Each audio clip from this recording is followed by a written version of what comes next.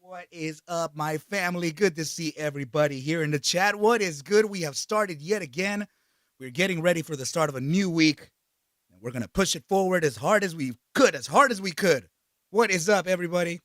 I see Sebastian in there. What's up, Sebastian? Dude, good to see you here, man. Good to see you here. Dos Equis, what is good? Candace Morrison, Joe H, what is good, family? Always good to see everybody here. Please let me know, Joe H, let me know if you can hear me through the microphone, my dude. I was having a little bit of an issue just a little bit ago, right? But I believe I should be good now. Oh man. I know, honestly, I could be a little louder, huh? So I'm going to go ahead and push my volume just a little bit higher so we can get everybody saying what's up. What's up, Buzzman? All right. Yeah, the volume is getting a little better here, right? Yeah, let's turn it up a little more. Turn it up. We're good. What is up, Joseph? Good to see you here, my friend. Very happy to see the family in.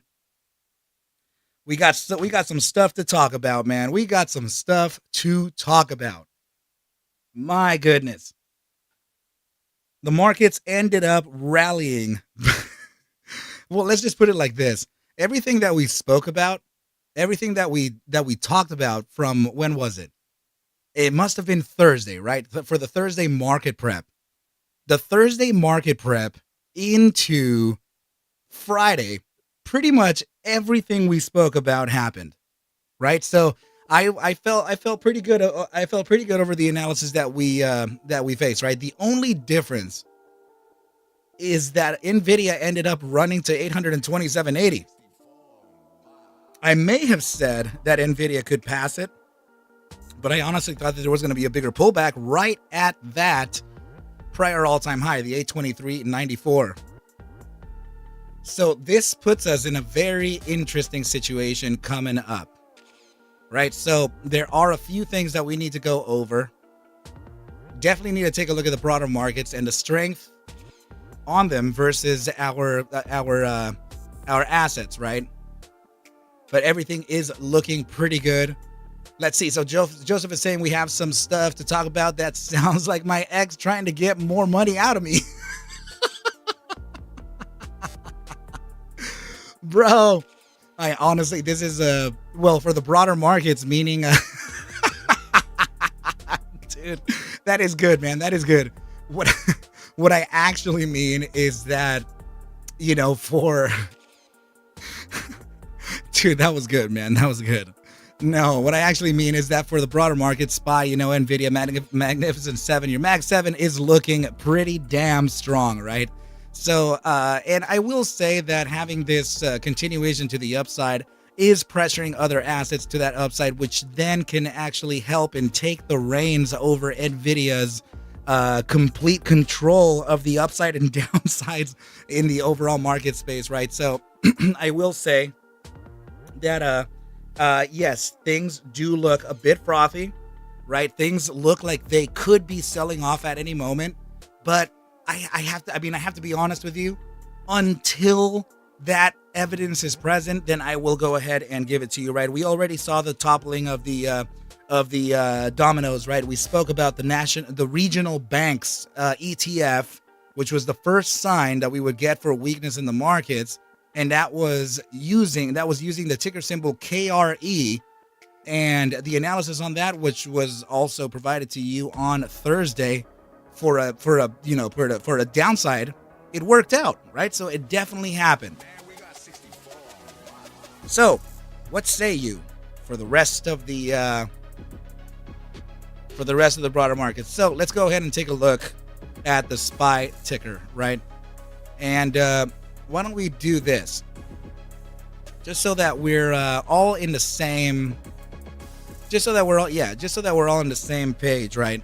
Let's go ahead and get rid of that and observe this as raw price action, right? Let's go ahead and start it off from the very beginning. Daily closure 513.29. Post market close came out at 512.01.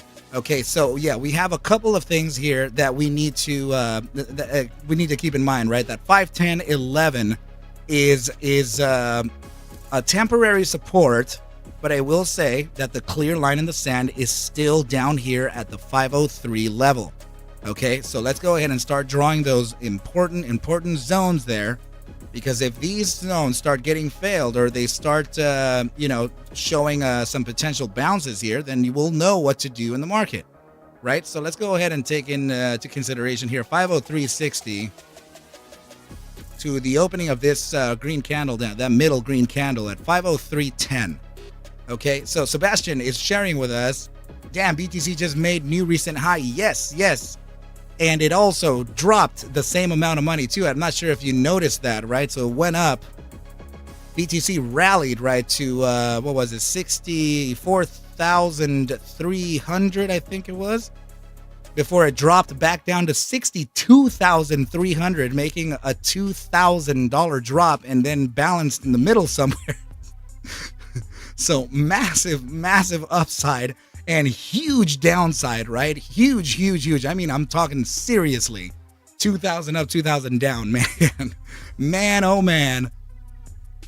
Yeah, I wish I was there to trade it, man. We were preparing the market prep, but we're all good, right? So anyway, yeah, we have this as the primary inflection zone, right? Yes, we're looking at 503.10 to about 503.60. The zone that we want to make sure to keep an eye on intraday tomorrow would be this zone here, okay? So let's go ahead and pay attention to that real quick. Sorry, team, I'm a little, there we go. Okay, let's see. 510.18 to about 509.82. May have to adjust that 509.82 just a little bit here. Yep. Let's go ahead and keep that. You know what? Let me put on the old man glasses here, right? The old man glasses. All right. So this is going to be a top side here of 590.74. So there we go. That's going to be your range here, and then this top side is adjusted to a high of 510.13. Okay, so 510.13 to 509.74 is your top side support. And seeing where the price action is closing on a 12-hour time frame, retracing back to this area is honestly fair. It wouldn't even, in fact, you could technically still reach one more area of support here, right? This is a clear line in the sand just because we have those wicks on top. But if we're considering an average true range, considering it, the SPY's daily volatility, we're going to go ahead and expand that right now. Let's pull up the indicators here. Let's pull up the daily chart and observe right down here. That value is $4.35. So that is your daily average true range. That tells you that in any given day, this asset can move up on average $4.35, up or down from the opening of the day, right? So let's go ahead and come back down here. We're at 512, right? Coming back down to around 510, marks off $2 in average true range. Coming back down here to this area, which has some wicks that are confluent to each other, right, as a top side. And then also considering the 12-hour opening candle there, this range being 509.01 to 508.80, right? 512 to 508, $4 in average true range. Okay, so right around there, this is what we want to consider as areas of support. Now, what would happen if we continued to the upside though, right? Because I did speak to you and I said that there is presently, well, let's look at the daily candle, right? Let's take a look at that thing. Okay, so let's block out the drawings and just really observe it, right? This is a perfect look. This is literally a textbook candle here. This represents bull strength. Okay, and that being said, we also created a new all-time high, right? So, yeah, we have very little wick on top, very little wick on the bottom, green bar, green structure, breaking the all-time high, new structure here. This is complete bull control. Okay, so this is still suggesting an upside. So with that said, let's find out where we can go, okay? If we continue to the upside here, we can use geometrics. Let's take the swing high to the swing low, right? So we're going to take a Fibonacci retracement tool and have us extend like this. And take a look here. 513.61 out of the 513.29 all-time high that we reached on Friday, that is the one spot 618 retracement. Very curious. Now, if we did come back down to the areas of a full ATR to the downside of around 508.80, that marks off to 0.786, right? So that's pretty good too. So upper bound resistances, I think honestly you know what? I think I'm honestly looking at the areas of about 5.7. You know what? Maybe the 2 fib to about the 2 spot 272. Yeah, and that's because we have a $4.35 average true range, right? So I think we could reach right in between these this range here, right? If we did reverse and continued onto the upside, because there are two potentials here. There really are, you know, because of the manner in which we close that daily candle. In this manner, we may not actually look back down at all, and we could just continue to the upside, and then we could see about supports. Right? So there are those two options. Either the broader markets pull back, use one of these supports here, and then continue on to the resistance that we're observing here. This would be your, let's see, this would be your option number one, right? Or the option number two, you know, we could actually leave this as that darker green, right? This is that option number one. So now option number two would be that price action essentially just reaches to the top side here and then comes back down to find a support, right? And this we could let's leave this as the red option, right? And we'll put this here as option number two. All right, and change the color of that thing. So these are the two potentials that we could potentially face. My goodness. Somebody delete that thing. Here we go.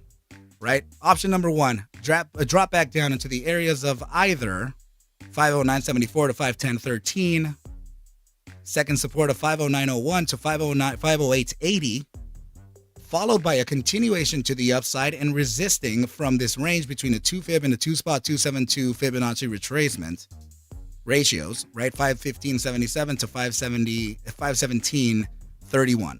These are the honest two options here. What I can't there's nothing to indicate either or, but what I can tell you is that either or is they're bullish, right? So this is presently what I'm looking at and what I'm observing here for the SPY.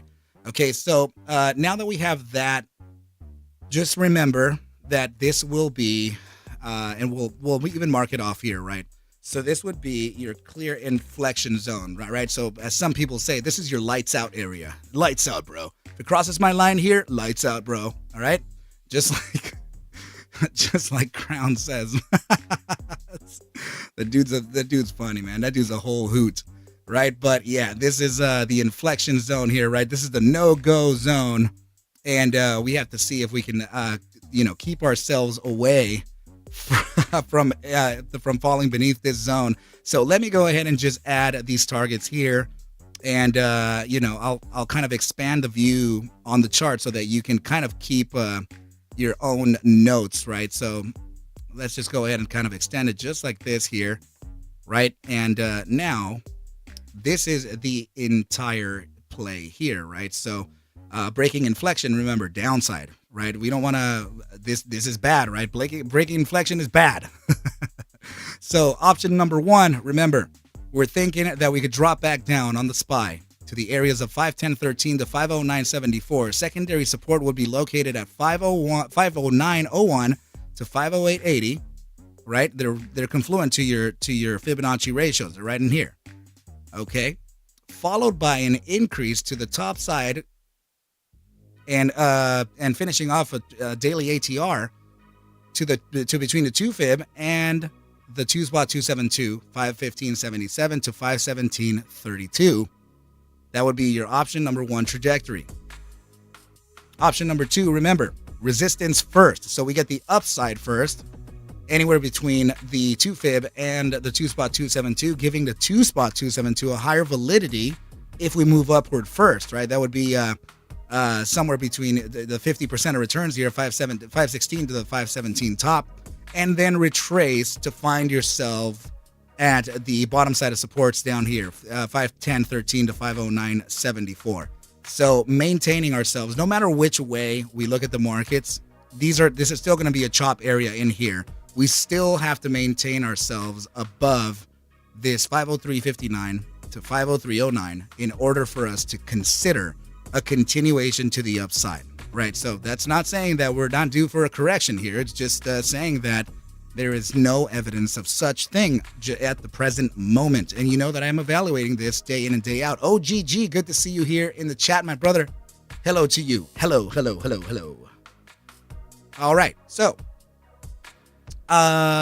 yeah, you know what? Let's go ahead and pull up a ticker here, right? So hold on just a moment. We're gonna run through the cues as well, because this is something that we must keep under deep consideration.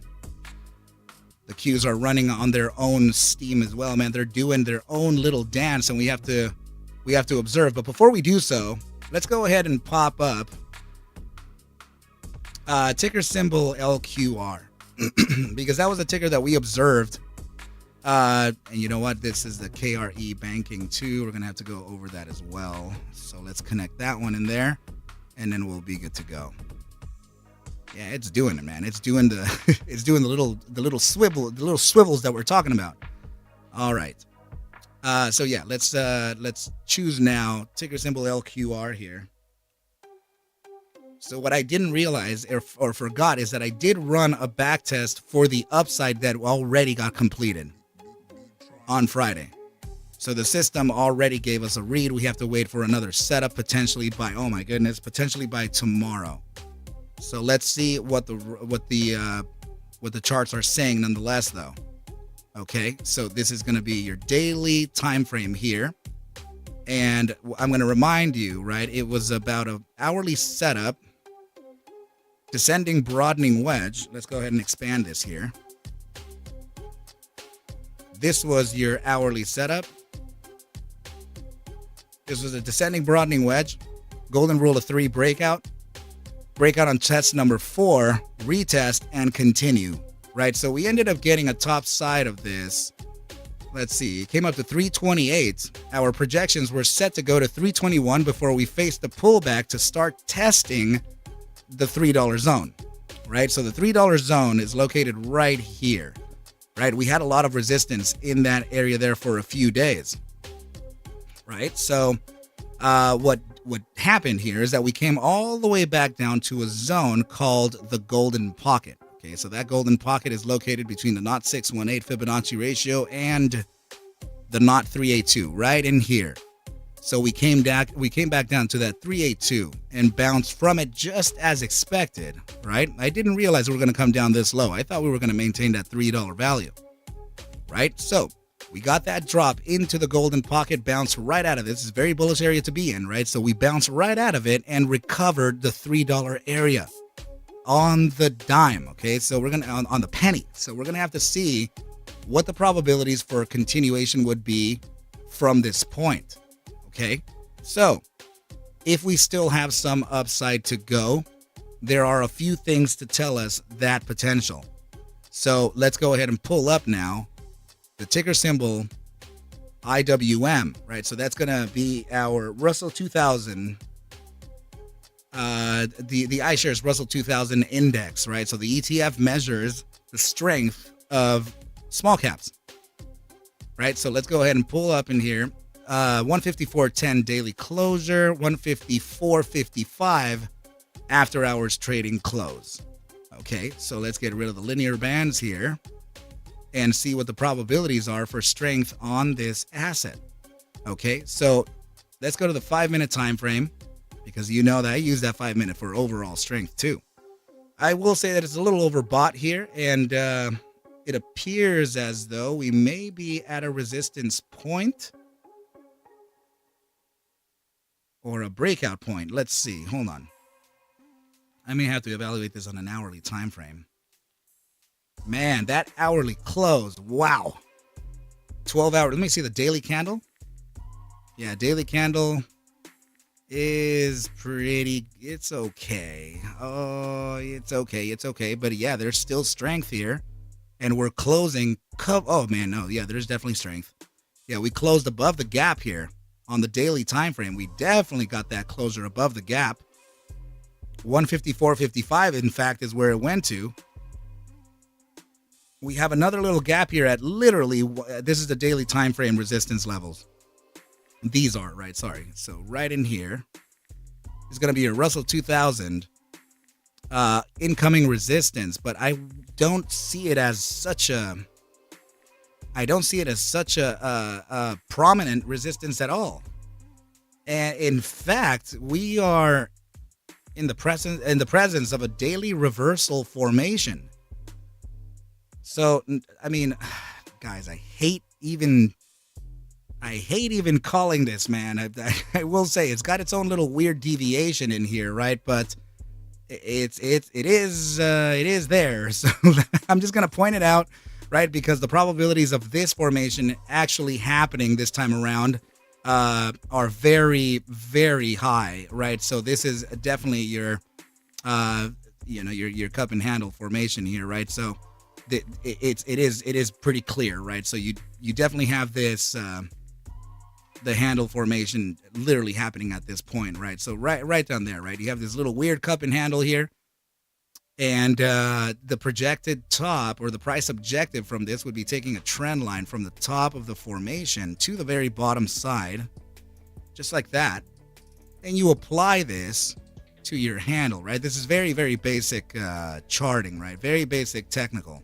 So this would take you to a target of about 164.07, and let's kind of observe here price action and see what that would be confluent to. So let's add a line here and take a look. Well, yeah, there is a lot of resistance within this area here. It is a pretty nice area to consider, though. I would consider this a range between.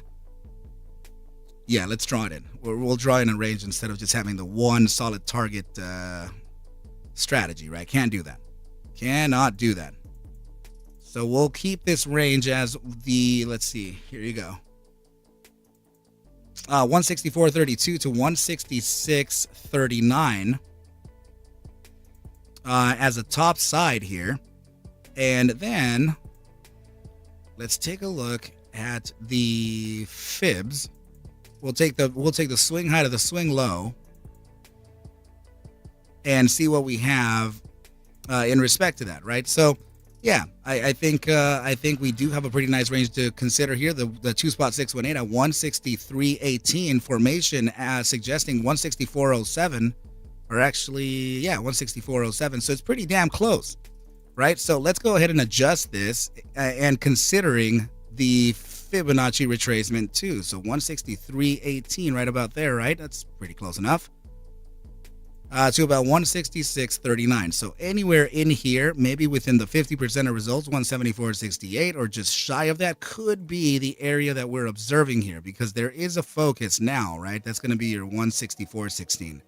This is going to be your top side if we do get follow through. Let's see, but I thought we used the IWM. Oh, man. Look at this, man. What the heck just happened? Let's go ahead and observe here, brother. How did it give us the Russell 2000 anyway? Still the same thing. Still looking good. Okay. Let me give you the other cup and handle target.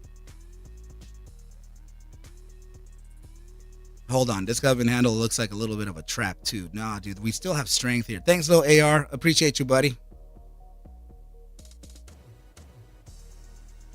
You seeing what I'm saying? Check this out. We have two probabilities here, to be honest with you. Oh man. Yeah, if this actually, there is a probability of a bear trap. Man, there is a probability for a bear trap here. Let's see how we can figure this. because I have a feeling, dude. I have a feeling this is about to perform some serious trickery. And I'll say it because of one reason. Usually, what through my observations, I've noticed that we've on ascending formations, they tend to be bearish. I've noticed that 3 tests of your resistance are usually on triangles it doesn't play that well, but I will say that it's still something that I observe nonetheless. But using that golden rule of 3 thing that I speak about so much on an ascending formation means test number 1, 2, and 3 would introduce failure of the formation, right? Now, in this case, if we or the succession of the formation would be test 3 on an ascending formation. So the invalidation of a formation would land within testing test number 4 and 5. So in this case, we have tests 1, 2, 3, 4, and 5. These are, and also a daily outside bar in green. Oh shit, yeah, the Bears are not gonna do good here, buddy. It's still, man, I can't believe that the other ticker, it was wrong, but still, this is suggesting strength to the upside and probably bigger.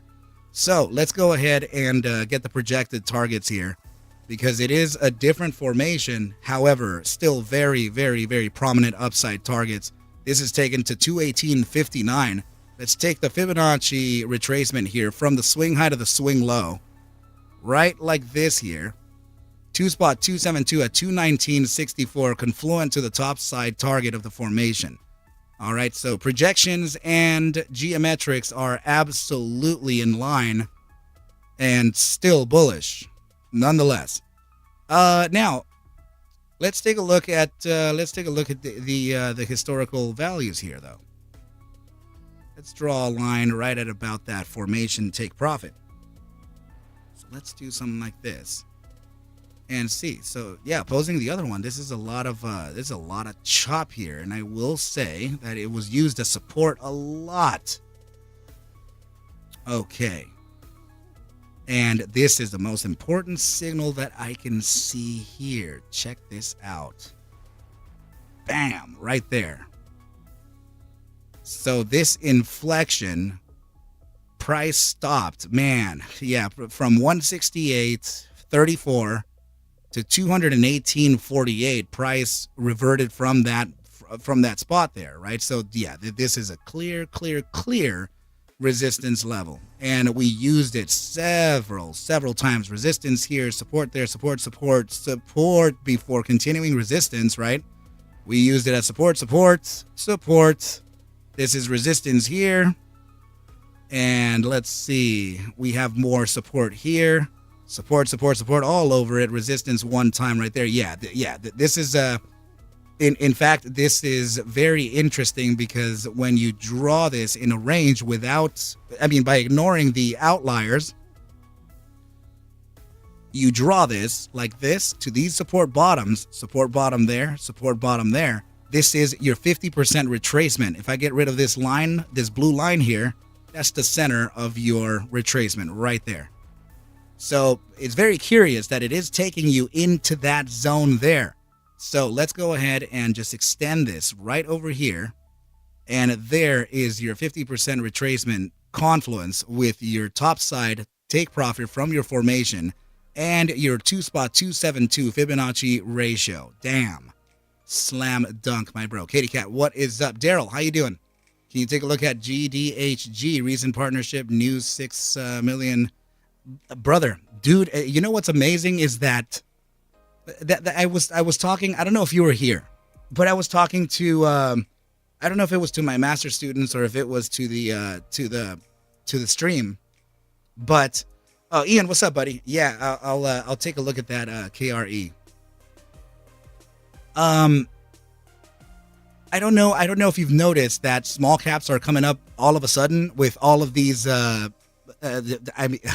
there's share buybacks everywhere, and there's like bullish catalysts everywhere. I don't know if you've noticed that, but that's for a reason. That's for a reason. It's gonna seem as though the one ticker is the one answer here, but it's not. It's not. It really is this. It's your Russell 2000 showing massive strength. And notice this. We have had 1, 2, 3, 4, 5, 6, 7, 8 consecutive days of new highs. So this is ridiculous, dude. And it's still suggesting highs. In fact, 2 weeks ago, I said the small caps would be facing a good run soon, right? So upside pivot in the daily time frame RSI, 12-hour time frame showing a little bit of a pullback here, of course, right?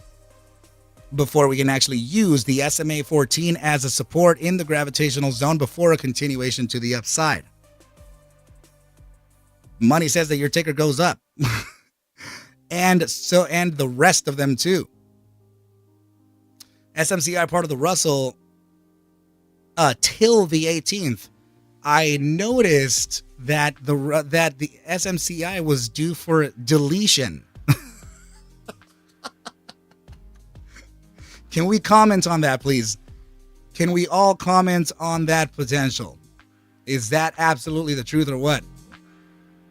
SMCI is facing deletion. Please let me know if that is the truth. Because I think I saw it in a filing somewhere. I don't know where I saw it. Oh, it changed already. Well, there we go. Damn. Oh my goodness. Yeah, so guys, just know that this is if you're playing this ETF, this thing is due for a massive run to the S&P. Very cool. ¿Qué onda, cabrón? What's up with you, buddy? What's up, man? What the hell are you doing here?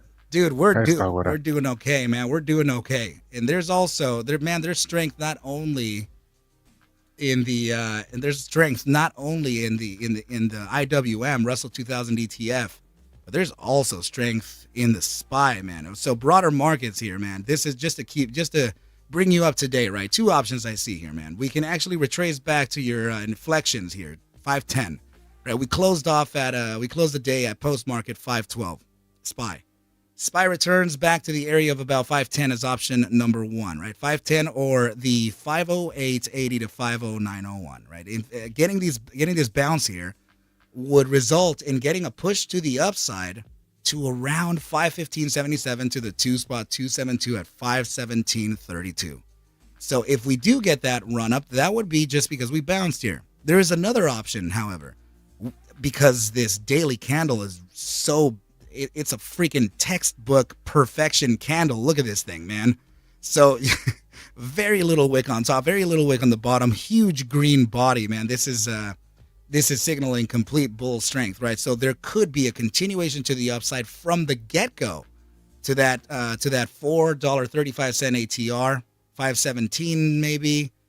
517-ish, right around here, right? The 272, then retrace back to find support at 510 to around 508. But I will tell you that no matter what and which way we look at this, your inflection is still located at the 503.59 to 503.09. No matter which way we look at it, failing a candle in here would result in a deep crash.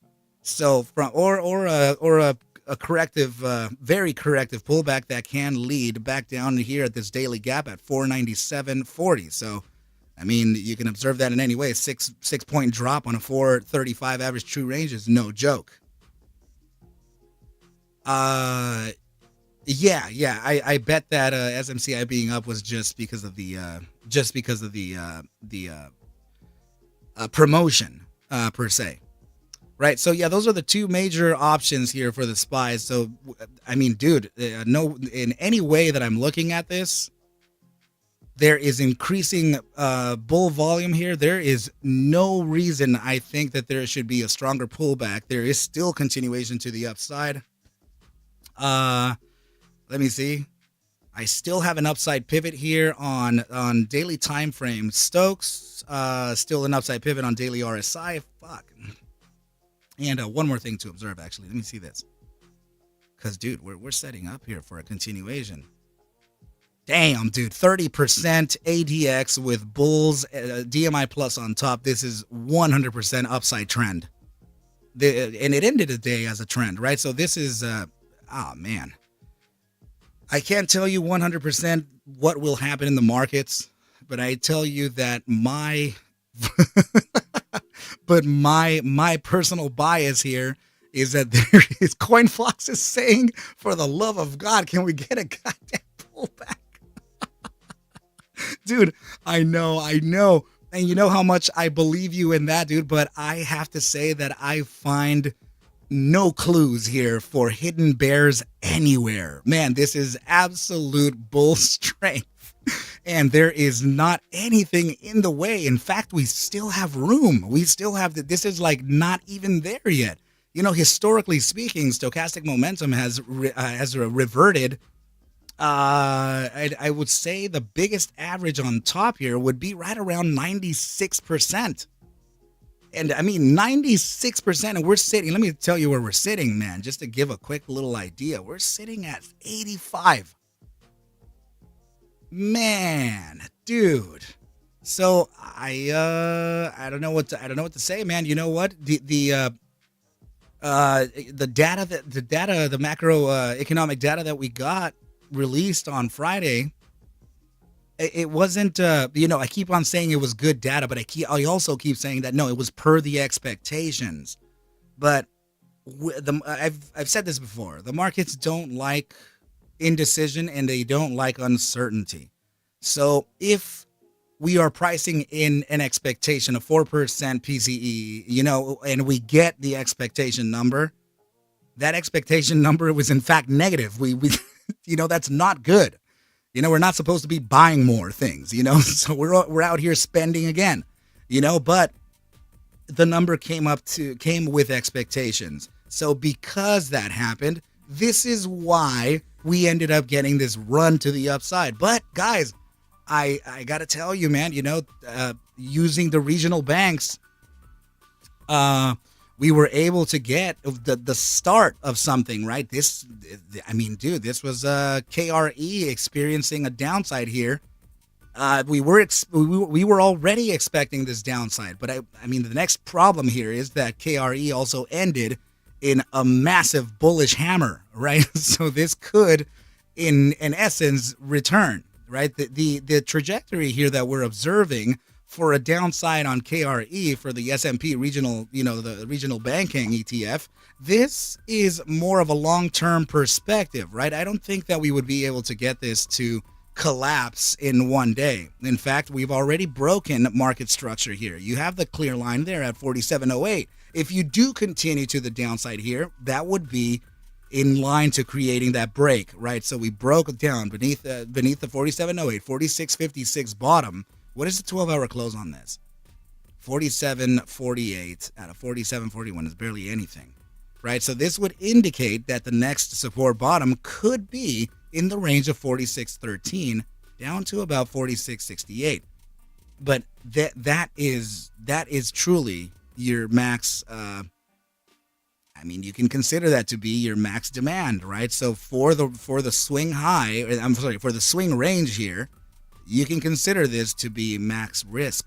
So if this starts dropping into the 45.66 zone to 46.05, that sure, you can see this as a great potential swing range entry, but it could also be the inflection break for a collapse, right? And then that'll start a real collapsing of dominoes here, man. So I would keep this.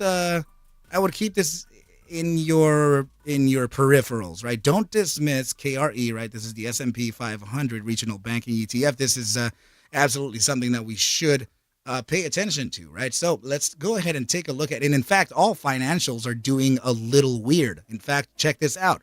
CoinFox is sharing with us some information here, a little bit of a, let me just zoom out a little bit here, right? And pull this up for us. So this is what we're looking at here. Thanks. And I also saw you there too, little AR15, right? So you have your NYCB, New York Community Bank, minus 66%, your Valley National, It's minus 26. Metropolitan Bank minus 26%. Look at all this, right? And which it's kind of signaling to something. It's signaling the potentials of whatever. It's just those who are paying attention to macro signals will pay attention to macro signals, right? It doesn't mean that they're gonna succeed or fail in the immediate short term. Is just that we can see that there is something that smells weird, right? So we have to pay attention to these things. So,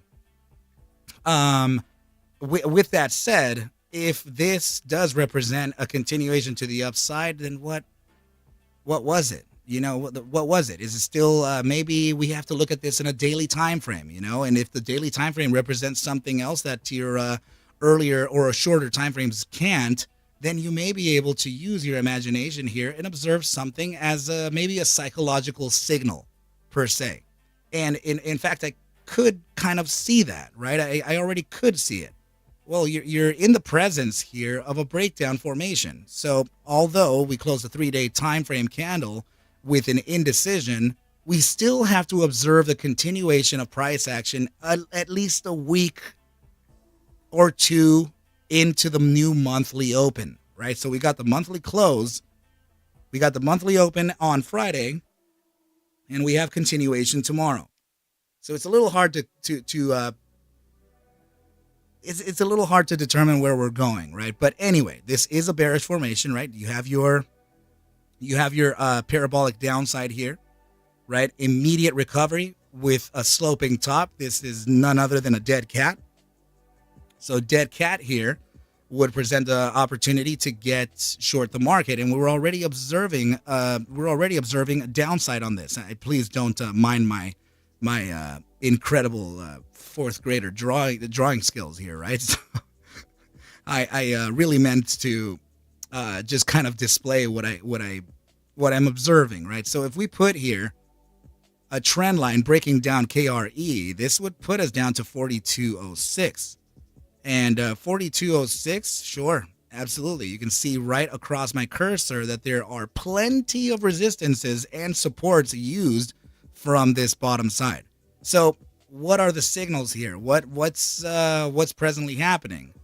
Well, to be honest here, yeah, it's a 3-day ascending formation. So 3-day ascending formation could naturally take its time to succeed.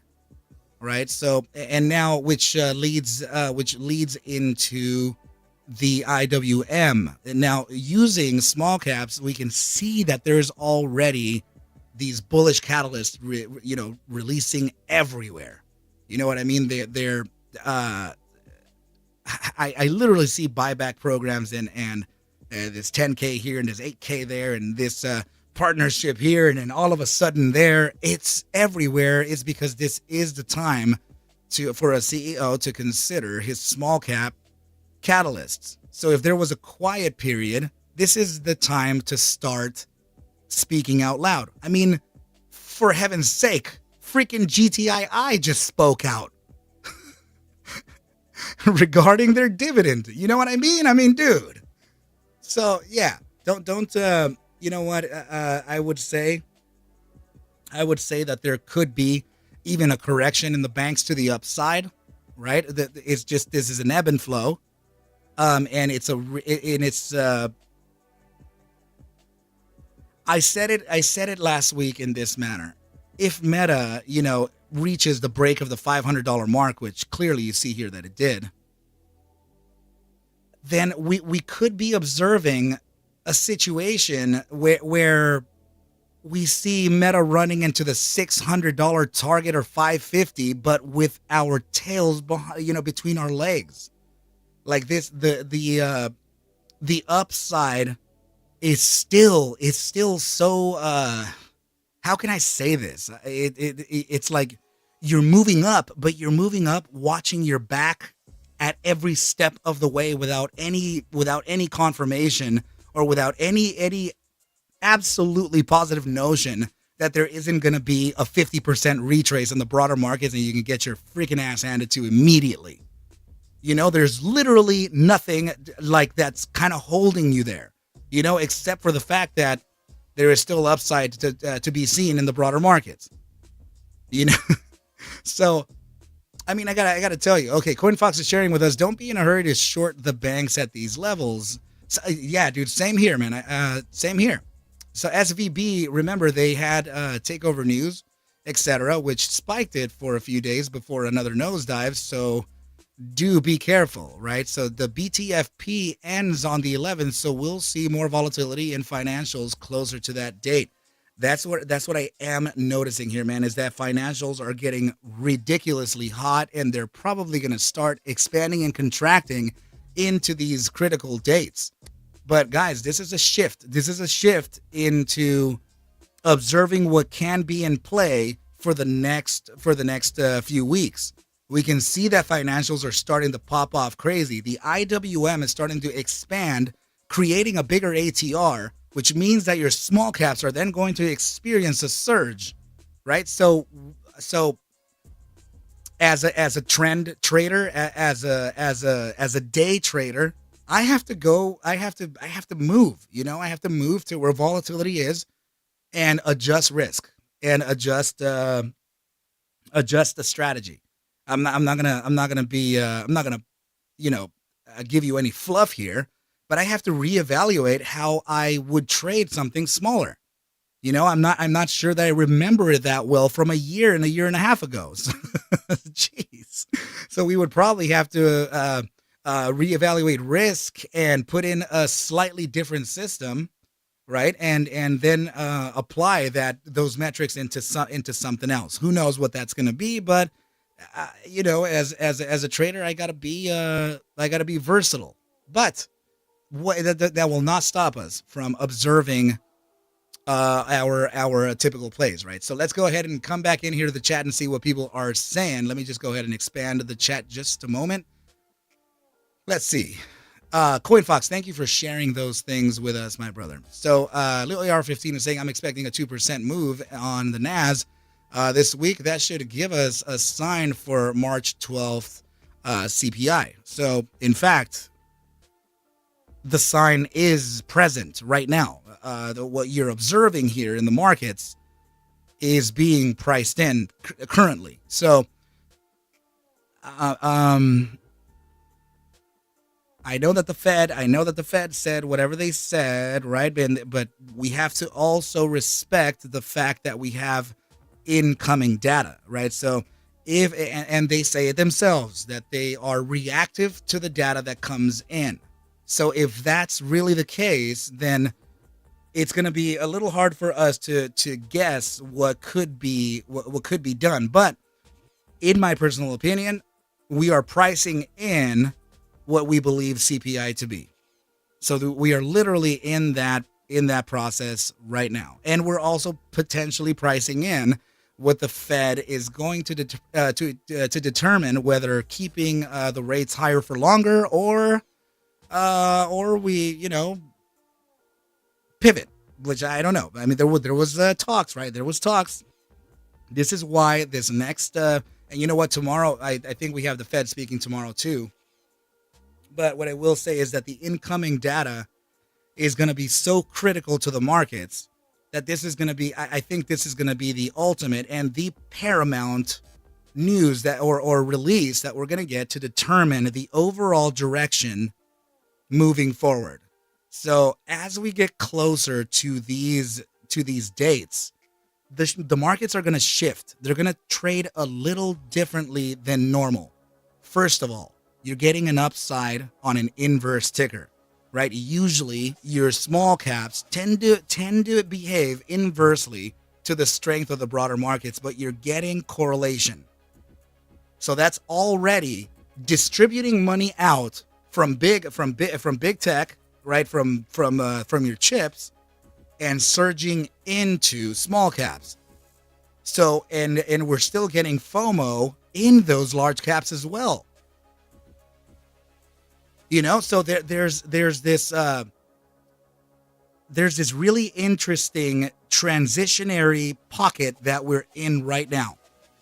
So what I can say about that is that I have been over the last day, since Friday night, I've been observing and studying the charts. And this is what I noticed, right? I started noticing that we're getting upside when with tickers that should be experiencing inverse. And I started going over the price action day by day on the SPY, and particularly the ES for the S&P 500 futures, E-mini futures contracts. And I started noticing that volatility started shifting a little bit too. And those to me, those are signals of impending something. Now, whether the upside is going to be explosive from that moment or from the break of those dates, or the downside is just going to implode and then everything just falls apart, I can't tell because I don't know the data. And that's creating a little bit of blockage. So if I see that little bit of blockage, I know that many other analysts do too. The charts are saying something though. The charts are telling us strength. The charts are telling us that we are to continue to the upside based on the sheer fact that there is no proof of any big sellers anywhere. I don't see them there. I don't see it there. In fact, we broke through critical negative delta levels. So that means that we trapped the shorts, and the shorts also gave up. And there is a massive covering from those positions.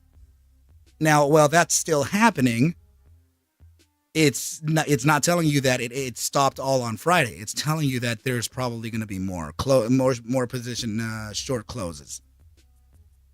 And I think it's gonna start appearing again in the targets that I spoke here in the SPY, right? I spoke about the resistance level coming up at 515 to 517, which means that we're probably gonna start getting an influx of sell side pressure in that pocket.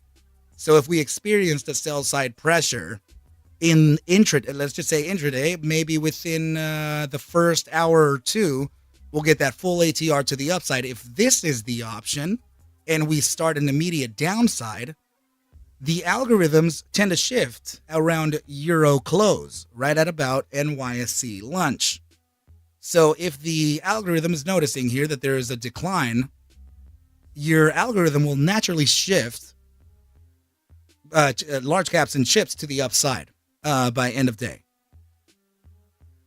And then more on that frothy bus we go. So the way we trade these next few days cannot be the way we trade usually on any traditional day. And that's what I've observed, team. If that information serves you as any type of benefit, please go ahead and run with it.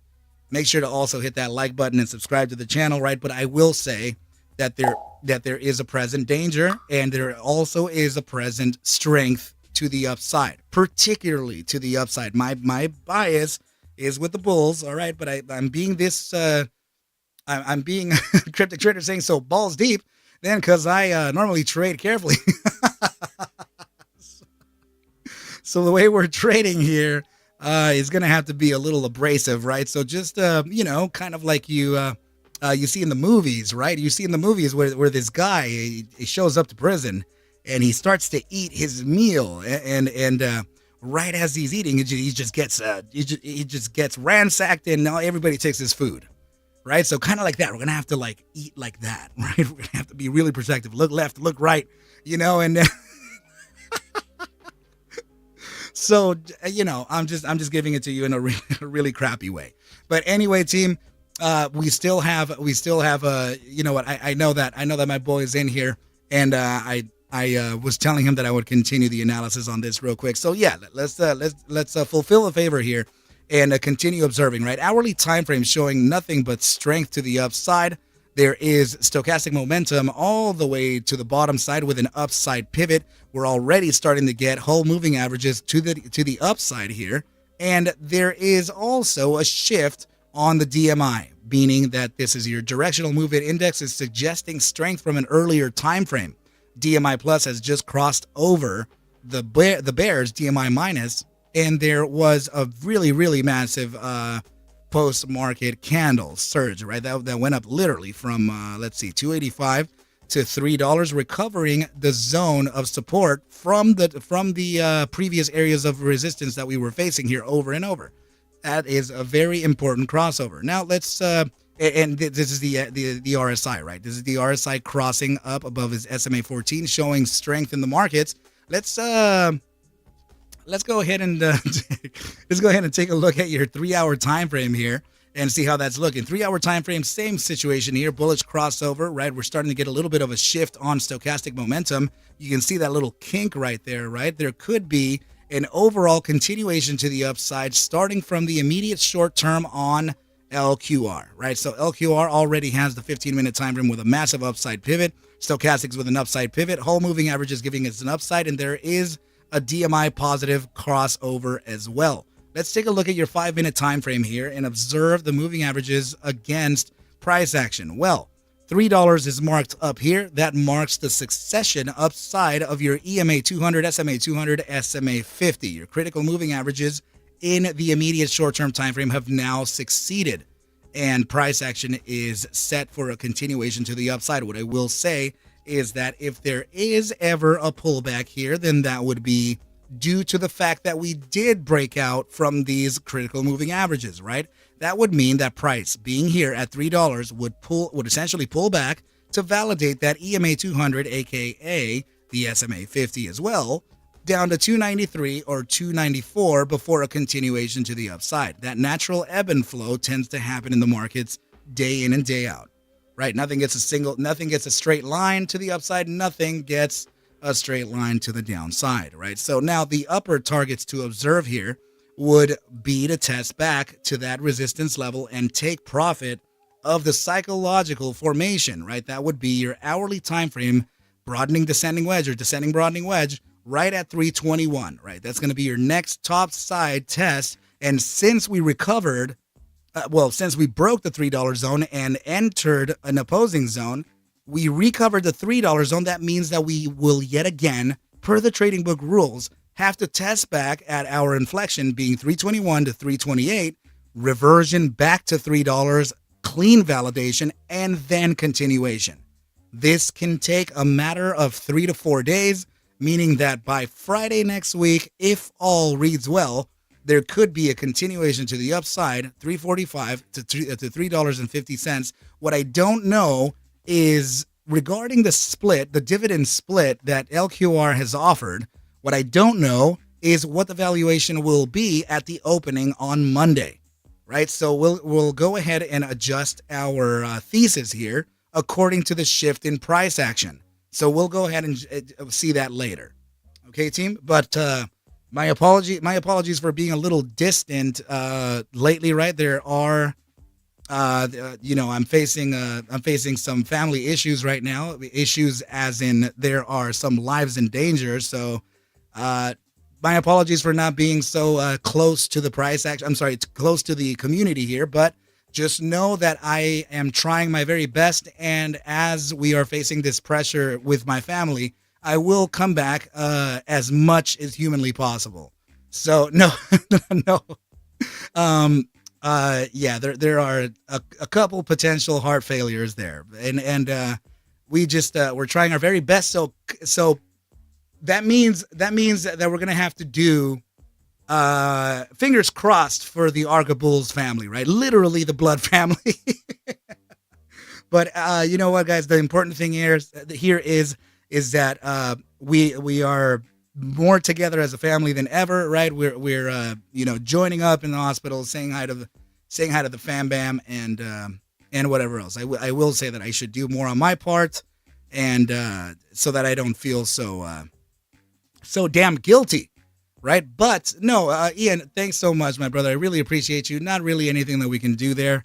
Life tends to happen, and life tends to move as it will, right? As per usual. Thanks, Ian. Ian is saying, bro, you do you, will be here. But dude, I promise you one thing, right? I'm sure that my family does not want me to stop, right? They want to make sure that I can continue and always be on top of things, right? But yeah, we got to be with the fam first. That's US1 Joe. Thank you, my buddy. And QuintFox also saying, my prayers go out to you and your family for strength and healing. But know for a fact, you guys, that I will be back and more active than ever, right? So, in fact, that may actually happen during this trial, during this tribulation here, to maintain myself, aware that life is still going, But I appreciate everybody for your attention. I love it. I love it. I love it so much. And we can't let it move. We can't let it stop our days. We got to continue, right? So, guys, we definitely have to observe ticker symbol QQQ for NASDAQ, right? Let's go ahead and look at the Series 1 ETF and see what this is looking like, right? So the inflection zones on this are not as similar as they are within the SPY ticker. But what I can tell you is that it has its own zones for us to observe some strength, right, and some weakness. So right here, right in this area, very similar to the SPY, but not as, not quite, is 433.78. That is your clear line in the sand there. 433.78 break to the downside means an opening of the gates of hell, right? So yeah, you definitely don't want to cross this area here. Let's go ahead and mark it off let's go ahead and bring it down to that wick low. That's going to be 433.73 to about 434.46. And you know what? I can adjust that target. Let me get it as close as I can. Here we go. Just like this here. Yeah, 434.31. BTC trying 64K again, says Sebastian. Damn it, we're going to have to observe BTC as well. This is going to be trending here soon, man. Definitely some money to be made on that side as well. So one more time, team. 433.73 to 434.31 on the Qs will be an area to observe here, right? So cannot break down that target. There is a massive gap that can lead to 425.69. Although it is outside of its average true range, it's still kind of a danger, right? So will this continue to the upside? Well, let's observe a couple things here for us, right? I'm going to go ahead and bring up my volume bar because for some reason I drop it into my indicators all the time. We have 2 consecutive candles, green candles here, right? Very, very, very flat bottom. No wick at the downside here. Very little wick on the upside. That means that it's complete bull control. We have ascending volume as well and a second volume bar with continuation. Now, if we put together and if we enable the moving average here, let's see if we're above the moving average. Well, we now are, right? Let's go ahead and take a look at this. Right here, you can see that volume bar is just below your moving average, right? Very, very critical little bottom side there. So that is naturally going to trigger some bulls, right? So let's go ahead and get rid of that arrow and continue here, and let's observe momentum on a daily time frame. So nice crossover here on the RSI above the SMA 14. Very good stuff, right? Now your stochastic momentum also on an upside pivot. A little bit of danger since we are within that gravitational zone, but it's all good. Whole moving average is turning into green and expanding. And more importantly, we are in the DMI. Take a look at the DMI here, right? We're sitting on the ADX at 25%. You can see it right up here, right? 25% ADX. The green marks off your DMI plus being the bulls, sitting at 40.84%, and the bears at a 19, right? So that clearly shows you daily time frame trend is suggesting a continuation to the upside. Whenever we are sitting at the 25% zone of the ADX, your average directional index, that already suggests a strong trend towards whoever is leading the top side, being DMI plus or DMI minus. In this case, DMI plus is clearly in the lead with a 25% ADX. We are trending towards the upside and very much with consistency. Okay, so if we are to face upside targets, what will they be? Now, for that answer, let's just observe a couple things here. The Qs are slightly outperforming the SPY, right? And you're experiencing here a 5.5 average true range. So 5.50 opposed to the 4.35 volatility read on the SPY. So that already tells you that your ROI on this could be a little stronger here, playing a similarly priced asset. It's also slightly under, right? You have a $500 SPY ETF, you have a $440 Q, right? So with a bigger average true range, which is really interesting. So NAS is absolutely showing strength here, and it's absolutely showing continuation as well. So Candace Morrison saying nothing but good vibes and prayers for you all. Thank you, Candace. I really appreciate you so much.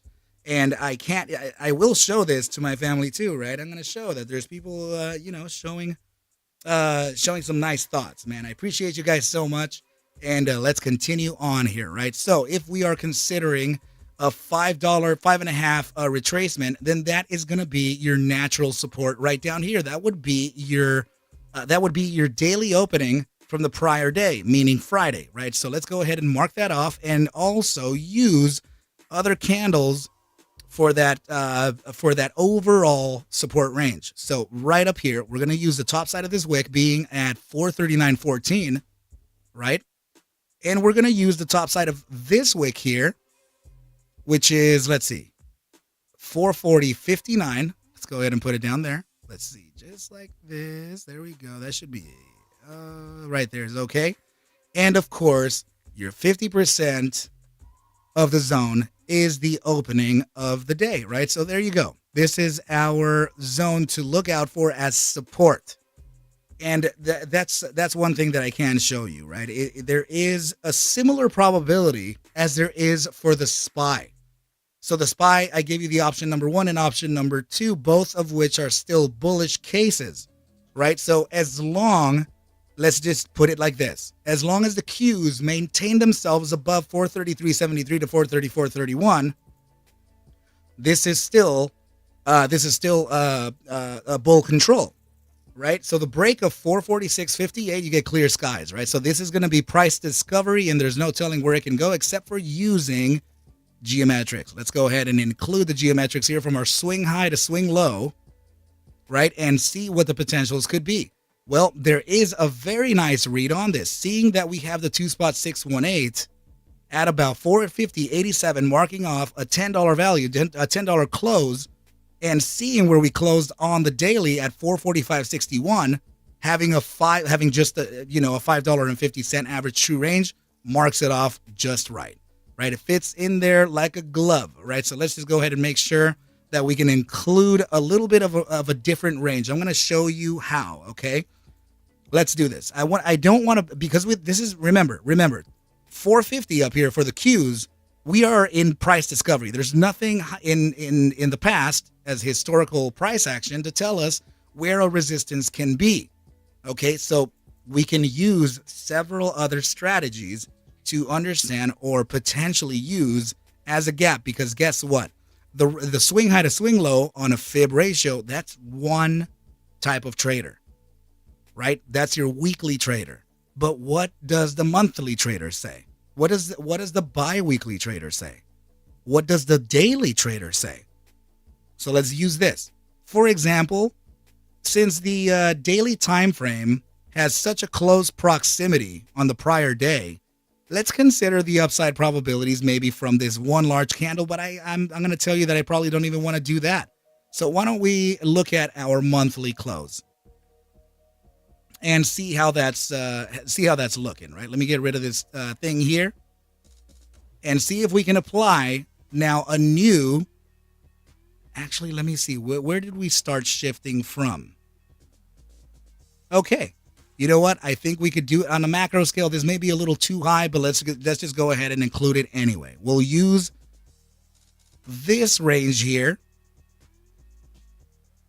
as one of those zones, right? It may be a little too big for us here, but it's okay. It's okay.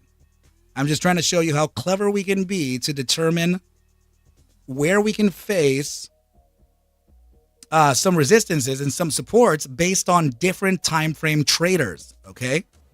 So if we are talking about a 450 top, let's go ahead and keep into consideration here. You know what? I'm going to have to bring this. Let me mark here it is. Look, 2-spot 272 at 454.66. You guys know that I love price action going to the 272 and to the 618 targets. Let's draw it in like that, okay? So now let's go ahead and bring this a little closer here. I'm going to have to use the weekly time frame to bring that retracement a little closer and a little closer. Let's just make sure to remember that this is at 419.06, right? So let's go ahead and come back and just put it around here, 419.06, right? It's I'll get to it. And this is how we can get clever with the take profit targets, right? You don't want to use one single solid dollar value, or else you're going to get your ass handed to, right? Don't do that. 419.06. There we go. Okay. So now we can observe the price action that we were taking into consideration, right? We were looking at a potential of 2.618 at 450.87 due to the fact that we have a $5.50 average true range on a daily. So if we continue to the upside here, then we can consider, yes, the 3.272 at 455. But what if there is a target a little shorter than that? So it looks like the monthly traders or the semi-annual traders are observing the 272 at 454.65. So that naturally gives us a range. So we can consider that now, right? That's going to be your 454.65 to 450.87 at the 2.618. Your 50% of retracement within that would be 452.78. And that, my friends, is how to observe price action in a clever way. Okay, so that is what I'm observing and what I'm expecting here from the cues in the coming week. All right, but please remember that there are broader market pressures. We have a lot of catalysts coming in, and there could be a continuation to the upside even beyond the targets that we're observing. Please remember to always practice with proper risk management, and always remember to hit that like button and subscribe to the channel. Yeah. All right, so I do, let's see, I have something here. Here it is. All right. Cryptic. That sound. That's the soundboard. That's the soundboard for you, team. All right, so here is the invite link for the Discord trading team. Please make sure to hit that. Oh, sorry about that, team. That is actually the invite to come and watch me live here. Right, so let's go ahead and reprint that thing. Not sure why it didn't print that time, right? So here is the link for the Discord. Go ahead and consider joining the Discord, right? And observe the markets and trade the markets with some very talented people.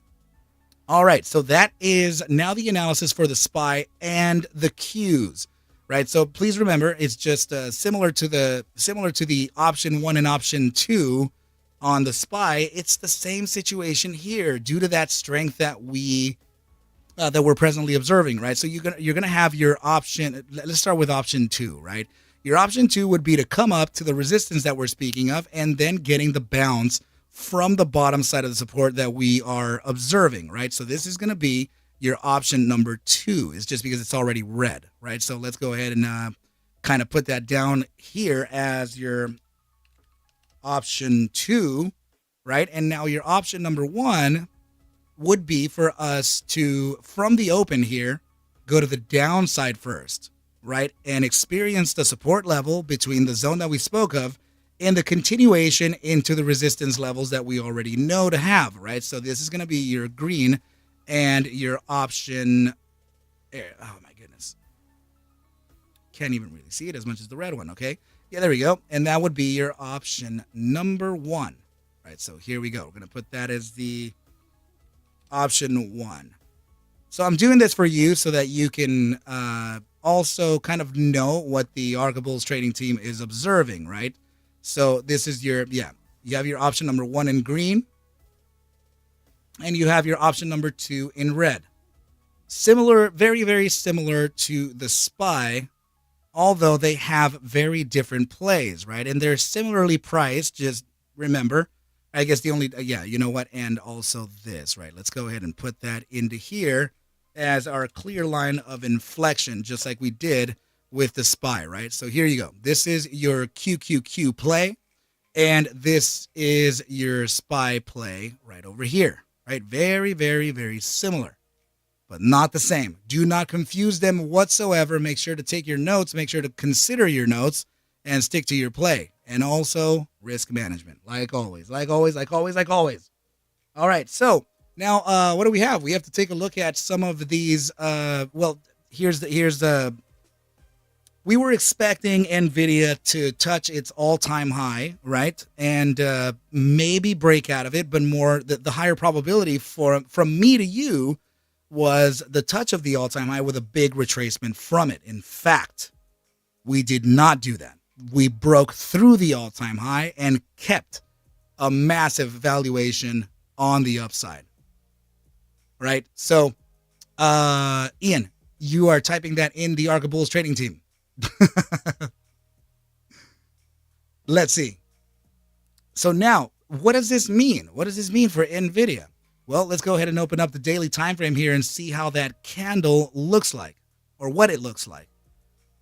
Well, that doesn't look bad at all, right? So that's ridiculous, right? So this is NVIDIA, no matter which way we're still observing, I mean, no matter in which way we can see this, it's still suggesting strength in the markets, and there's still upside to be considered from here.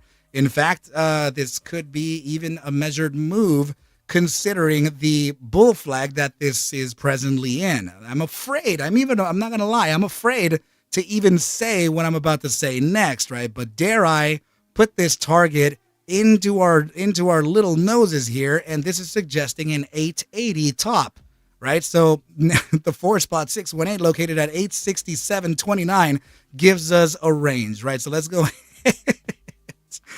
ahead and kind of put that down right there, because this could be a daily high or maybe even a 3-day top, right? So I'm not saying that we're going there, okay? You know that anything can happen in the freaking markets at any given moment, okay? But I am saying that there is now a potential for it, right? We've broken upside of the 2-spot 618 Fibonacci retracement at 823.35.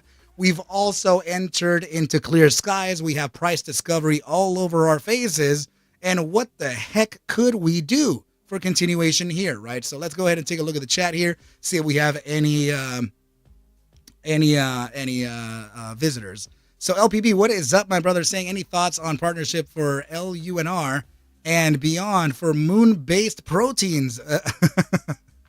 So you know what? We'll go ahead and take a look at those tickers as well, right? So, guys, and please remember that these are now 3 ETF plays that we've observed together, right? So let's go ahead and put them right next to each other. Please remember that the IWM was the play that we're observing here for a range top of 218.66 to 219.66. Okay, so now we have done the SPY play, we have the QQQ play done, and the IWM play completed.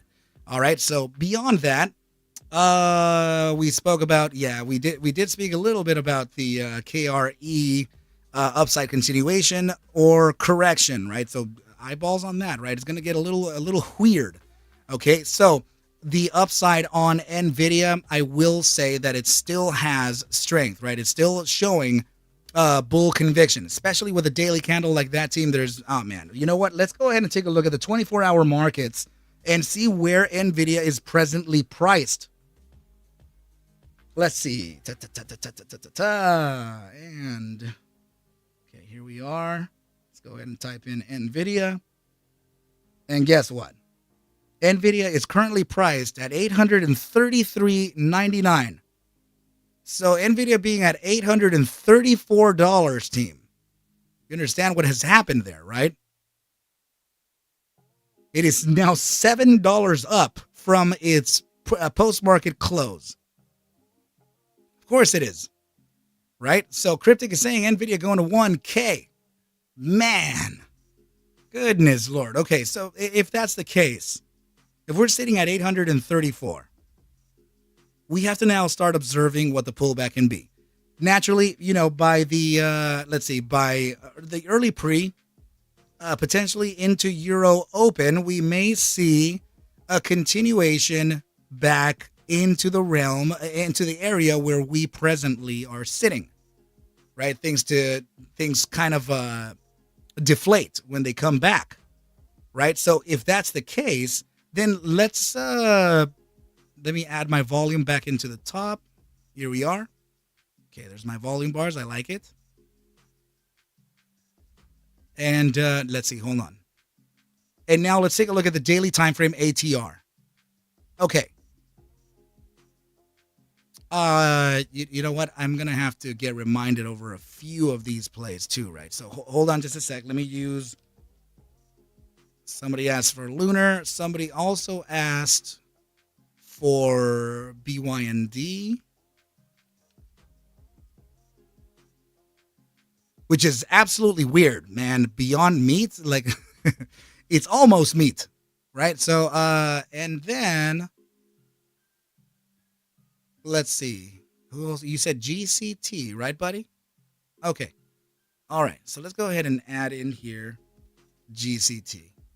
But guys, I want to congratulate everyone on the successful plays from Friday, right? Pretty much everything worked out, right? It felt good to nail all the targets on all the chips and even the downside targets that we expressed from KRE and everything else, right? So very good stuff.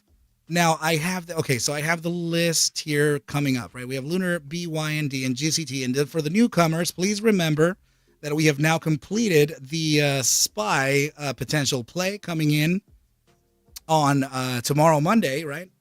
We have the QQQ play already set for our evaluations, and also the IWM strength, right? So there could be a really interesting there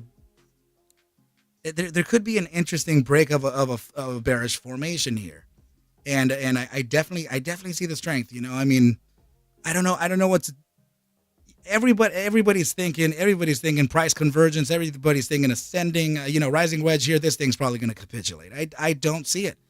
I don't. I can't find any evidence of any type of big seller at this point. In fact, we had a great daily closure. We have a series of immediate short-term time frame higher lows, higher highs.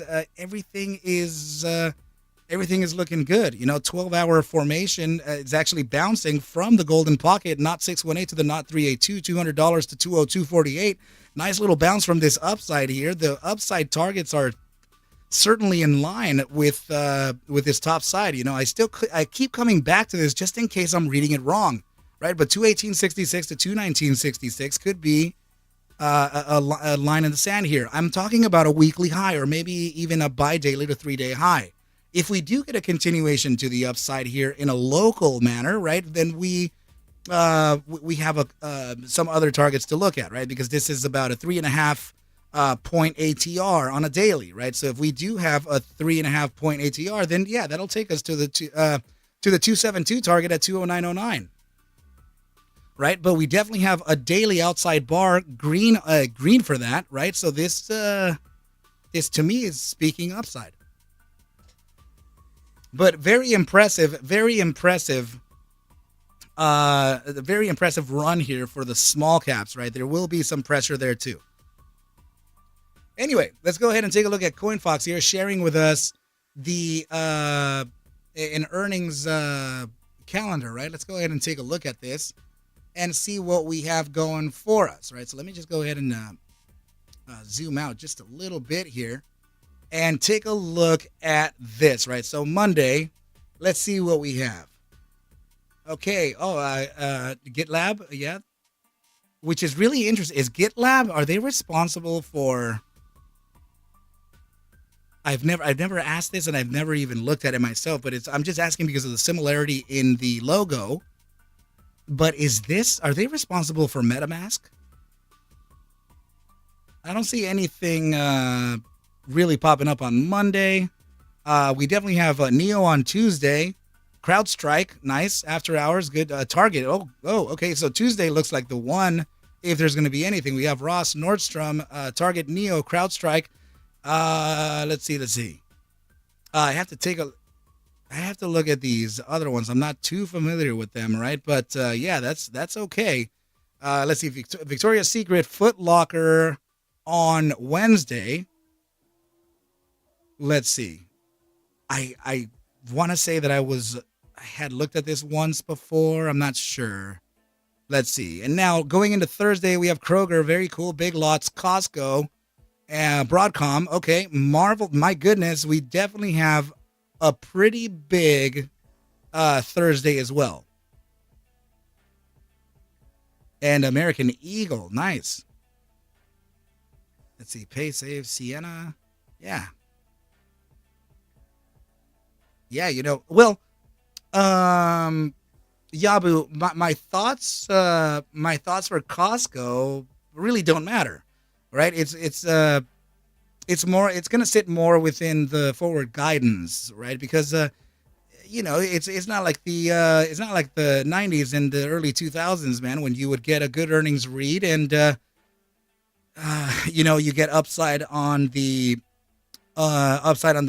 company that you're observing. It's not like that anymore. In fact, there was such a high volume of new market participants that were introduced during the virus thing, right? That a shift, an inversion could have been the best thing to gain or to increase liquidity, and that's using earnings and other economic releases as kind of like the descending broadening wedge. It used to be a bearish formation, and out of nowhere the thing shifted, and then it was bullish one day, right? If there's anything in the markets that can be a constant, that would be change, right? So not everything remains the same in the markets, and they always evolve and they always tend to shift.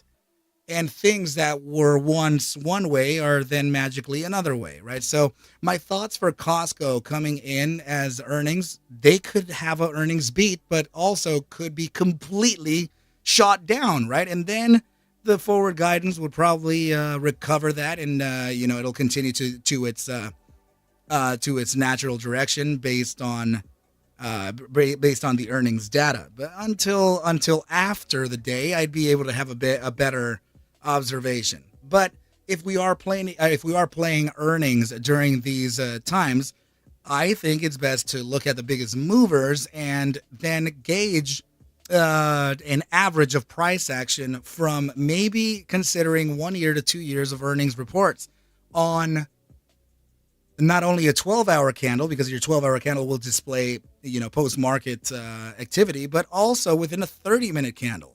So if we are scalping the ranges, or just kind of skimming off the price action, then we could use an average of a 30-minute read from every earnings report from 1 year to 2 years and gauge that as a resistance or support range or take profit ranges. There are several ways to potentially put down those targets. So let's go ahead and take a look at it. So CoinFox is saying MBD big mover. Okay, good. So we already have the team observing some of these bigger movers in the earnings, right? So I will say that I thought that we had no, actually, yeah, we still have some good earnings plays left, right? Earnings season is it's been going on for quite some time. It's maturing already. And let's see, Cryptic Trader saying my scanner so far for earnings this week. Let's go ahead and expand this into visibility here for the team so that they can see, right? I'm going to go ahead and zoom this in. And let's take a look at your volatility reads, right? So it looks like American Eagle has, okay, nice.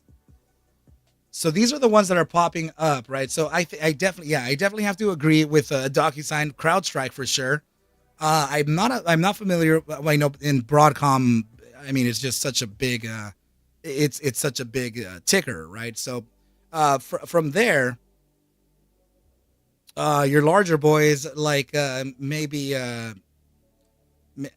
I don't know, man. From there, the largest one I can see is C Limited. But then your Victoria's Secret, $24 valuation. That's kind of small, right? So yeah, I think I personally am observing DocuSign, Broadcom, CrowdStrike, and the one that who was it? CoinFox, you shared with me that one MBD. I'm not sure which one that is, but you're saying that it is a mover. And let's see, Macy's had a good ER and layoffs. Nordstrom might be the same. Small cap earnings this month. Yeah, this month would be small caps. That's right. Okay. All right. So now we know what we could be observing here for the coming days, right? So there are definitely some plays to consider here. Okay. Let me just go ahead and get rid of this thing here. Okay. And let's come back into, yeah, so that was it, Tim. We have the SPY play, QQQ play, and the IWM plays listed out. KRE, this would be the S&P Regional Banking ETF. This is a huge indecision doji on a 3-day time frame. Daily time frame does show some strength in the markets, right? I will say that this is going to be chopping a little bit, right? There's clearly an indecision there. Now, and of course, NVIDIA, I am presently saying that we left off here. We left off. I was going to pop up our ATR, right? So the ATR on this is still presently around $30. So if the 24-hour market is displaying NVIDIA at, let's see if it ended up moving anywhere above that. Let's see. I'm going to go ahead and type in NVIDIA, and it is, yeah, it's still sitting at about $834. So let's just say that we did open somewhere around 830. So if we open it up, if we opened up at 830, that means that we're potentially going to experience an 860 top if we get a full ATR. Right, so if we get a full daily ATR on this, we can already see that your 4-spot 618 is located at about 867.29. Now, if we're observing a measured move bull flag with a projected target, that's 880.49. Not sure that we can get that intraday, but there is absolutely a potential where it can continue beyond that into post hours. Wow. So yet again, kind of eyes open for NVIDIA. I'm waiting and praying for the day that the markets can stop depending on NVIDIA's guidance, right? Because this is just so unnatural. But it's all good. It's quite all right. We can play in NVIDIA's volatility. Let's go ahead and take a look at Tesla. As the price action on Tesla also, it pretty much did what we were expecting. Another failure at that top side, right? That 205 zone, team. It's I don't think we're getting over that. I don't think the markets or Tesla's bulls. I don't think they have the conviction to get through that resistance range, right? Pushing beyond that daily time frame would indicate the closing of a critical gap, right? So let's go ahead and just expand this here. Let's go ahead and get rid of the drawings and observe this just for its raw price action, right? So here's that line in the sand right around that 205 area, right? So let's see that. Yeah, that would mean that we would still have a run to around 206.93. And I mean, but the thing is that Tesla tends to be a little bit of a choppy animal, right? We still have another gap right here on the daily. This is ridiculous, man. There's another gap here between 206.21 to about 211.60. So there's going to be chop around here no matter which way we observe. Another thing that we can see is that, yeah, this is we have a rising wedge here. So is this getting ready for a potential downside? Some people were under the impression that we may have been trying to realize an inverse head and shoulders, right? So will that be the case? I don't know what the case will be. That's why we're here to evaluate the markets together. But no matter which way we observe this, we can all agree that there is no direction being presented. 12-hour time frame, wicks, long wicks to the upside, long wicks to the downside, indecision being presented everywhere, right? Team, hold on just for a quick little moment. I think somebody's knocking on the studio door. Just a quick sec, team, and I will be right back. Just a quick moment.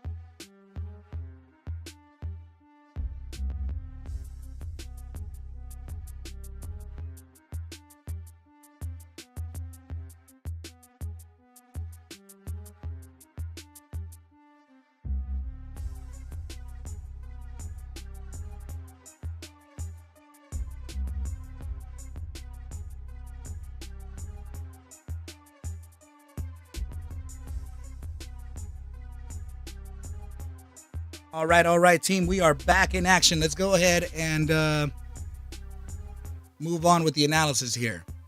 Right. So, yeah, I was going to say that there are a couple of ways to interpret the price action here for Tesla, although I will say that it has mixed signals, right? So if we're observing things based on, in fact, I can't see my volume here. So let me add again that volume bar right back in here. Okay, so if we are kind of basing this around this chop area that we're observing and kind of looking at the volume here, this is showing contraction, right? So if we are observing contraction on a larger time frame, like an 8-hour or even a 12-hour, that will naturally start to deflate the price, right? The simple fact that there's no interest, no buy side, no sell side, contraction will introduce a decline in price action. So if that really is the case, then this is definitely not a zone to consider buying or shorting the stock, right? So maybe risk off on Tesla for now. There may be others to oppose that, right? There could be some type of a fundamental catalyst or whatever it may be. It could be introduced here soon, but that is not presently under my scope, right? So I personally would remain risk off on Tesla. Now, I did want to go ahead and go over, since we are experiencing a little bit of strength in the small and micro caps, I want to go ahead and take a look at a new ticker here that we haven't looked at recently, right? And that's because I'm still covering the broader markets. So let's go ahead and pull up ticker symbol XBI, which is the S&P Biotech's ETF, right? So let's go ahead and take a look at that now, because I know that there are a lot of people observing the biotech sides of the microcaps, right? So let's go ahead and take a look at the daily time frame of the XBI ticker and see what we have in line here. So just to mark off the very, very obvious areas, we have a daily gap. Already kind of it looked like it was going to close at one point, right? But the space of 97.57 to 98.88 is a clear line in the sand there. Daily time frame inside bar, it's green. So are we observing here a smaller time frame bull flag? Well, maybe so. Now, if we do have, I would stay away from getting a measured move with a formation that looks like this. It's not as clear as I like, and I also won't force the formation either. It appears as such, right? But I just I'm not the biggest fan of bull flags in the first place, right? So let's see this. Let's continue on. I'm just observing here the price action as raw as I can, right? I can see that some people may have considered this potential.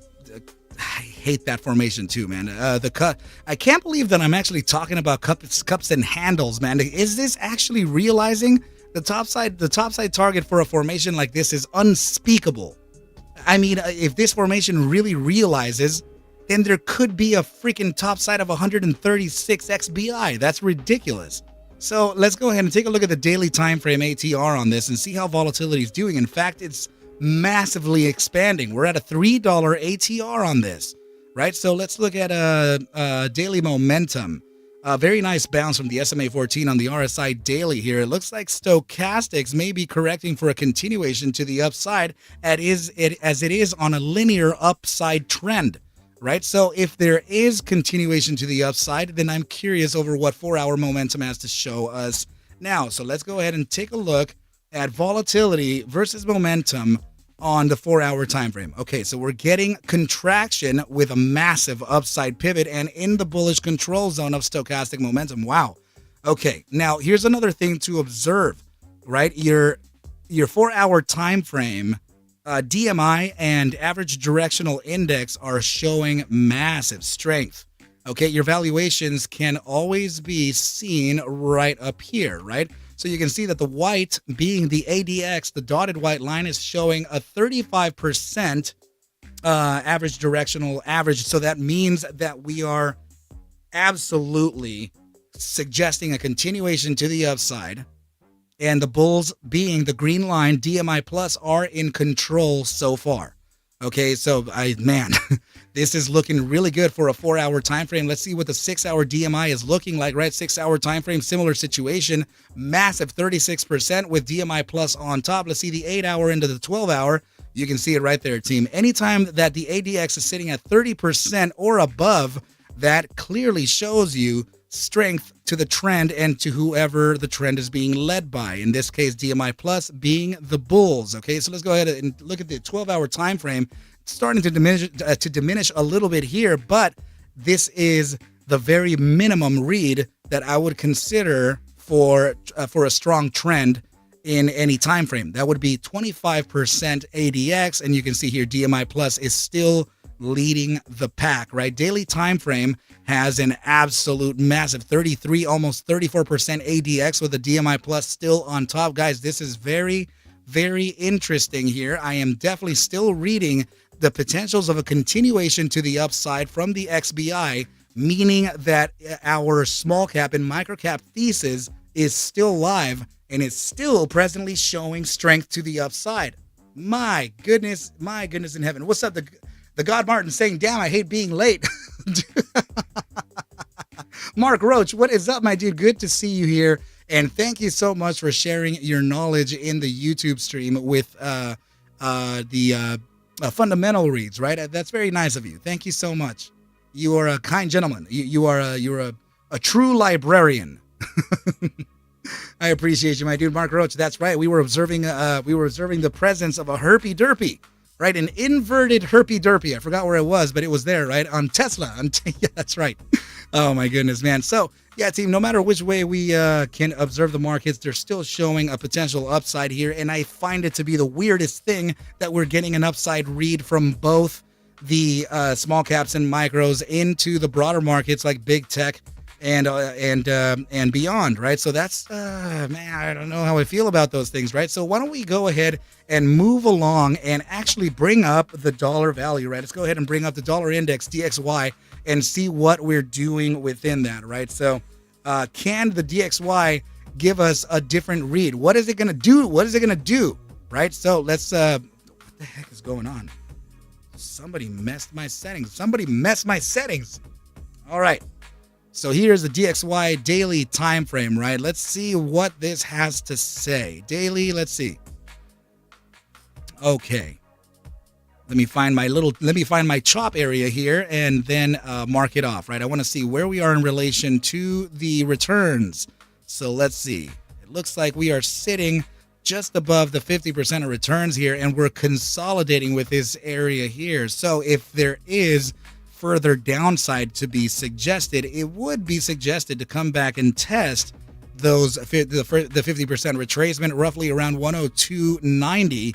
And I guess if you are kind of observing this as the from the perspective of a psychological formation, then I guess we can, right? Let's see the 12-hour time frame. Yeah, both the 12-hour and daily time frames do have a little bit of a little head and shoulders there, right? So we can get a measured move from this using psychology, right? So let's go ahead and introduce that potential and see if it matches geometrics for a potential retracement back down into those zones, right? So let's see the retracement here from the realizing of head and shoulders formation would be back down to 102.12. A little, I mean, it is beyond it is beyond the 102.90 that we were observing, right? But this doesn't have that big of an ATR on a daily time frame anyway, right? So let's see. That would be about a 50-cent ATR here. Yeah, if we're going to be dropping anywhere, it would probably be back down to that 102 level. We're already observing 102.90, so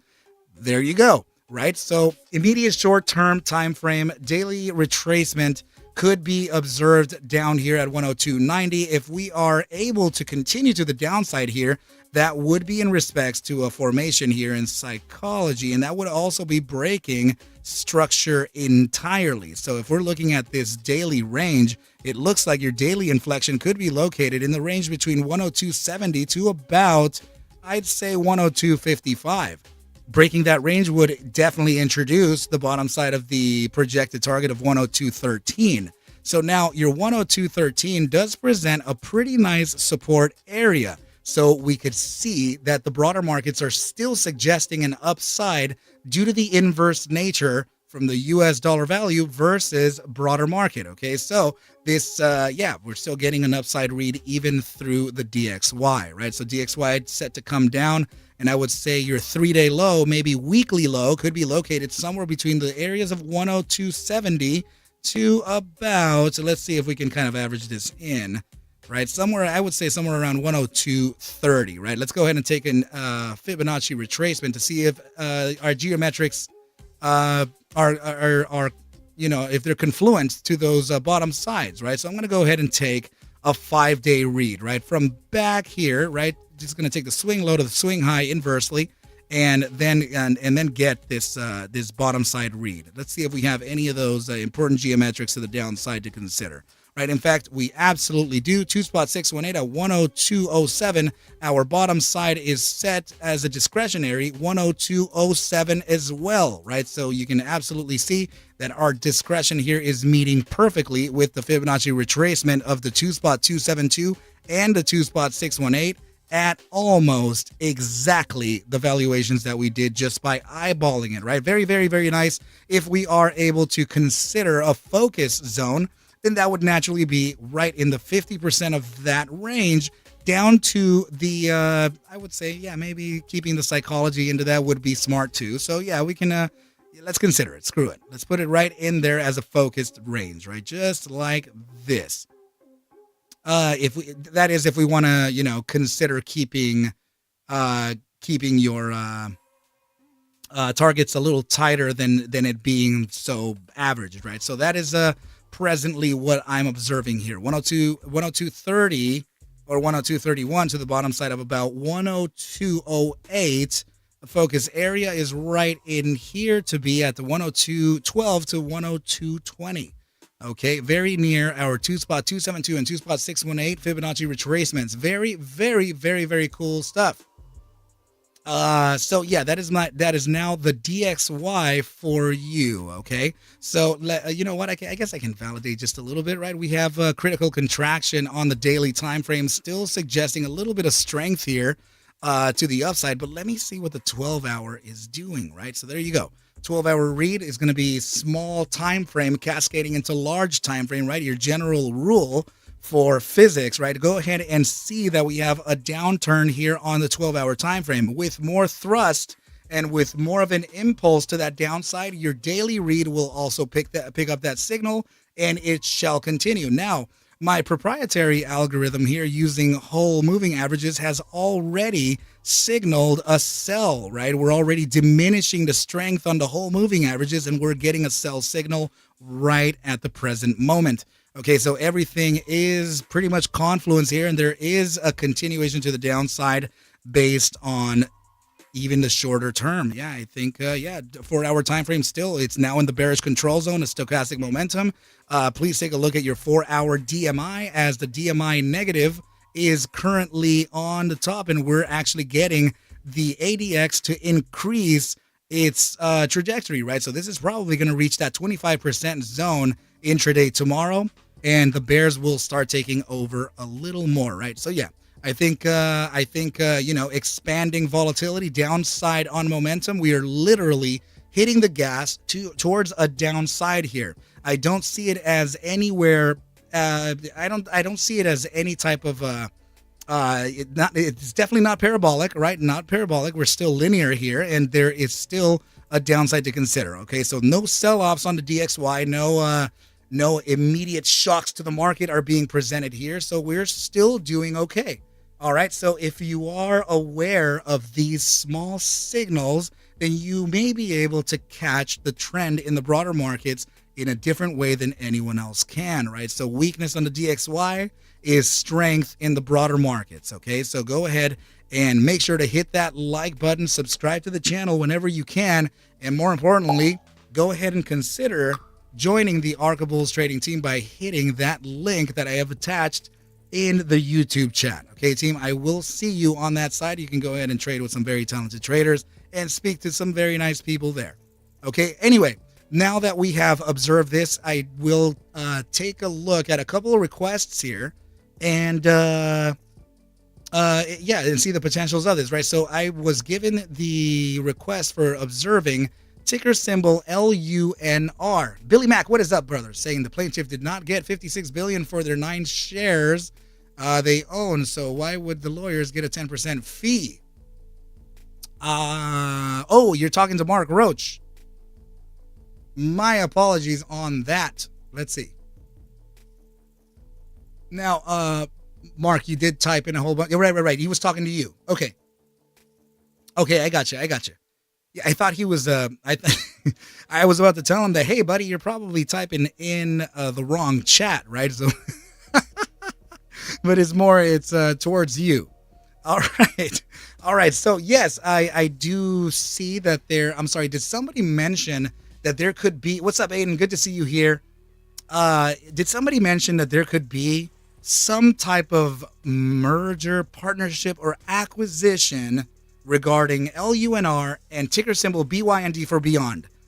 Please go ahead and share with me your information, and we shall see. Although I really don't mind observing price action as just raw price action, excluding the catalyst for now. Right? I don't mind that, but I would also like to know if that's presently what people are observing here. Is this what's currently being priced in, or was it already priced in based on a release and is now kind of contracting?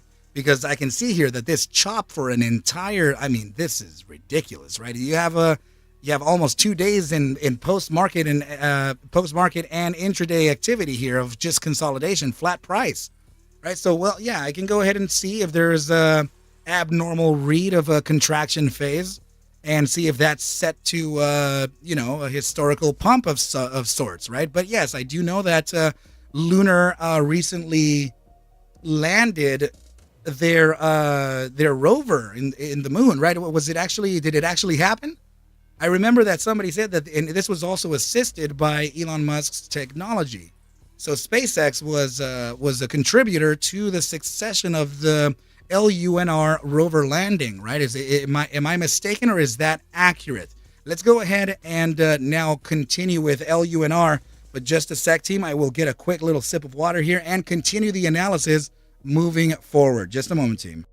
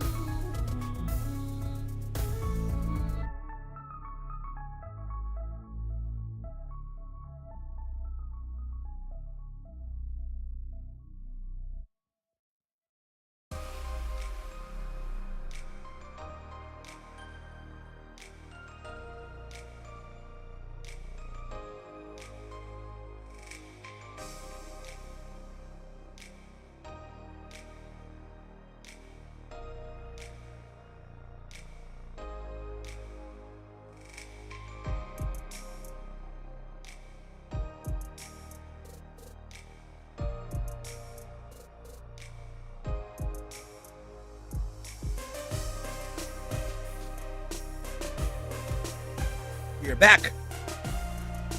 Thank you, team, for your patience. Let's go ahead and continue the analysis here and see if we got any responses regarding the lunar fundamentals, right? So, in fact, we did. Billy Mack saying the plane, okay, lunar went down because one of the modules tipped over. Oh, my goodness. Okay, so is this, was that really the reason? That this thing, when was that news released? Oh, man. Check this out. Is that it, Odysseus? The lunar lander faces power loss going, let's see, it goes dormant after a historic U.S. moon landing last week. Wow. That is incredible. Oh my goodness. No, Aiden, it wasn't just for the, no, this is more like this was another race to space. It was another race. And similarly to the, I think it was in the 40s or 50s, similarly to then we got beat, right? we as in the US, right? But no, man, all good. So it actually, yeah. So Billy Mack, thank you, man. Thank you so much for sharing that. That was very good information considering that. So Cryptic Trader was right about the lunar crash. Nice. All right, team. So let's, why don't we just take a look at the price action here and see what the charts suggest. Nonetheless, right? It's still okay. It's what things happen, right? Things they do. What I will say is that price action over the last 1, 2, 3, 4, maybe 5 days, succeeding or actually failing the support of the 667 kind of marks off a little bit of danger here for the bulls. Okay, so.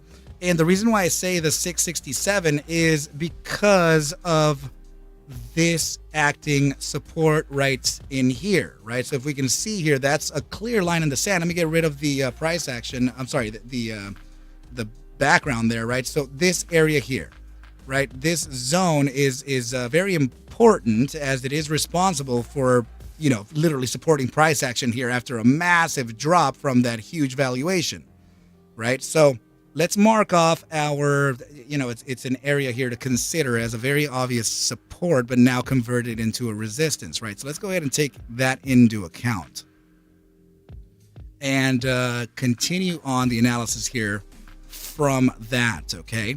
And, okay, we do have a couple of daily gaps here, right? And let's see.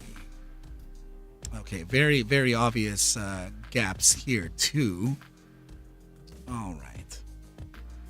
And I will say that I hate that we're observing this, man, but this is, oh man.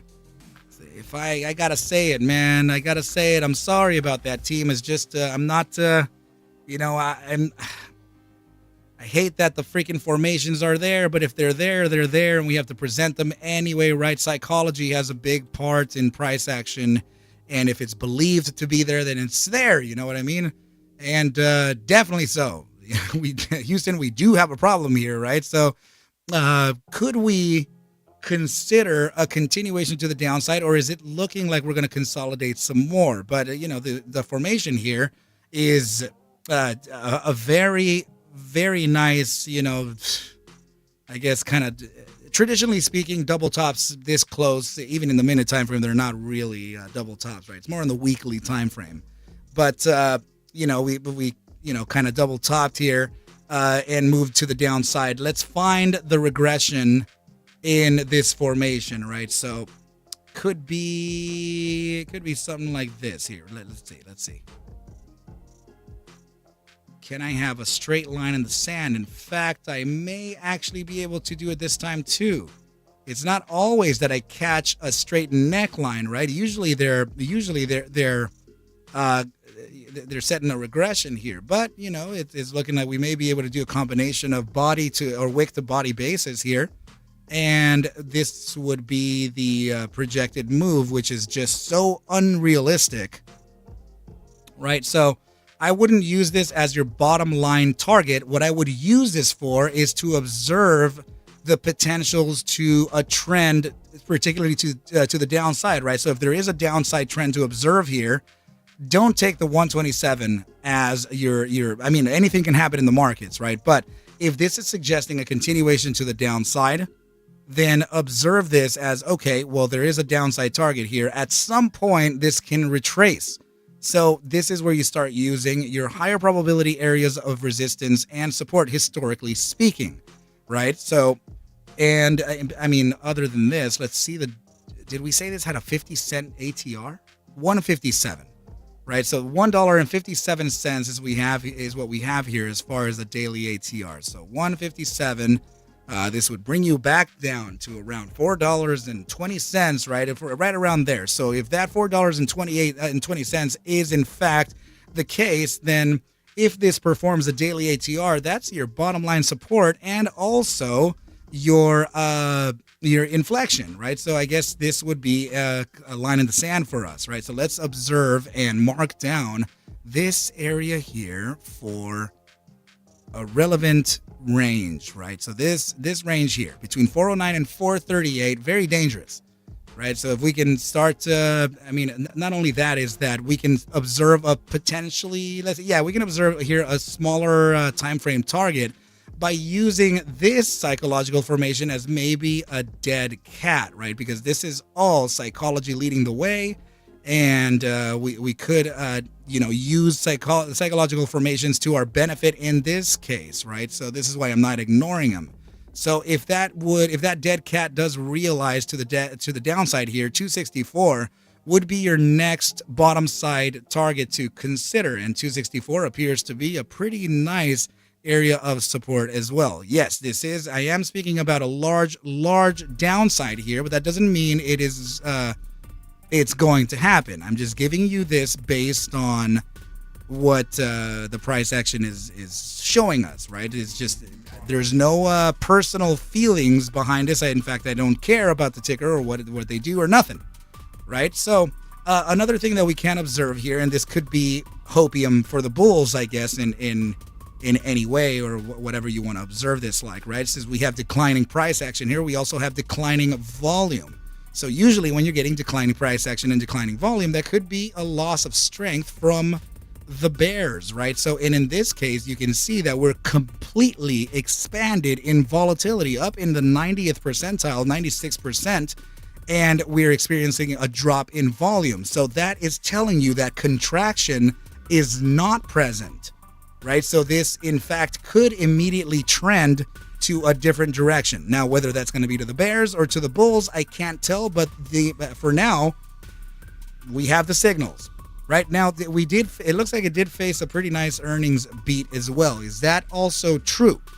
Sometimes the information given by sometimes the information given by TradingView could be a little incorrect. That is so funny. Let me share that with the team, right? That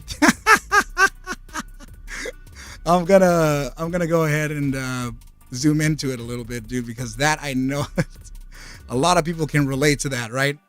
So here we go. Let it start all over. And here we go. Check this out.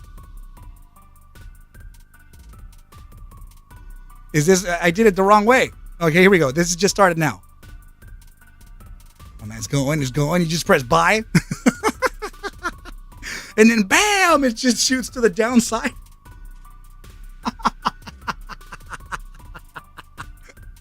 That whole time, the whole time from the breakout, you were like, oh my God, it's going up, and it's going up, and you're going to react at the top. That was, oh man, I can't tell you how many people can possibly relate to that. That's terrible, bro. But that is 100% true. CoinFox bringing in the truth right now. Oh my goodness, man. So that is presently lunar, right? Let's take a look at its 4-hour time frame momentum and see if this thing has a continuation towards the downside. In fact, yeah, I would say the exponential 3-period side of the stochastic momentum indicator is showing a bit of loss in in the bull strength. Yeah, so we do have a little bit of a downside pivot here. I get this little freaking infinity thing giving us some indecision here, but we can finesse the information just a little bit. Right, so let's get this, let's put it on a D% being the EMA3. Let's put it on a 1-day look back with a smoothing factor of 1 and see what we have. All right, so more indecision, right? So it's still, still a little indecisive, but however, the earlier time frame is still suggesting the downside, right? And the principle of your momentum is that the immediate short would cascade into the larger time, right? In that would be, I remember, it's based on how strong your initial impulse is, right? So a little bit of physics 101 there, but it's just the way the things cascade into each other, right? The domino effect. Oh man, if you have a tiny little domino that barely tips into a larger one, it probably won't tip. But what if you have one huge domino topping into a smaller one? Right, then the following dominoes would, it would all cascade. But yeah, anyway, so 4-hour time frame. Here's some more physics into this too, right? The 4-hour time frame does show consolidation, right? But we are presently in an area that does present a little bit of danger towards the bulls, and that's because your RSI has zones of gravitation, right? So your gravitational zones would be located right about here. This would be 40 to 42% and 40 to about 38%, right? Now, every single junction will have that gravitational zone as well, right? So this is getting a little bit dangerous for the bulls here. So as we approach that gravitational area, there could be a pull to the downside. Now, just like this area here, right, there is a support from there. This is not random. This is a support based on a gravitational zone of 2% below that junction, right? So use that to your advantage, right? Because this is it's used often, right? 2% down, 2% up. Anyway, so let's go ahead and, just like any other strategy in the markets team, not a 100% read, right? Just take it as further validation or further information to gather a direction or a bias for direction, right? Nothing is guaranteed in the markets, and in fact, it doesn't matter how much the moon and the stars are all in alignment here. Your direction or your preferred direction can still be entirely. It could still be entirely invalidated, right? But let's go ahead and now take a look at Beyond. And this is that ticker. Man, for some reason, this is what I meant here. This is a perfect example for those watching right now. Check this out. Let's go ahead and expand this view here. And take a look at this.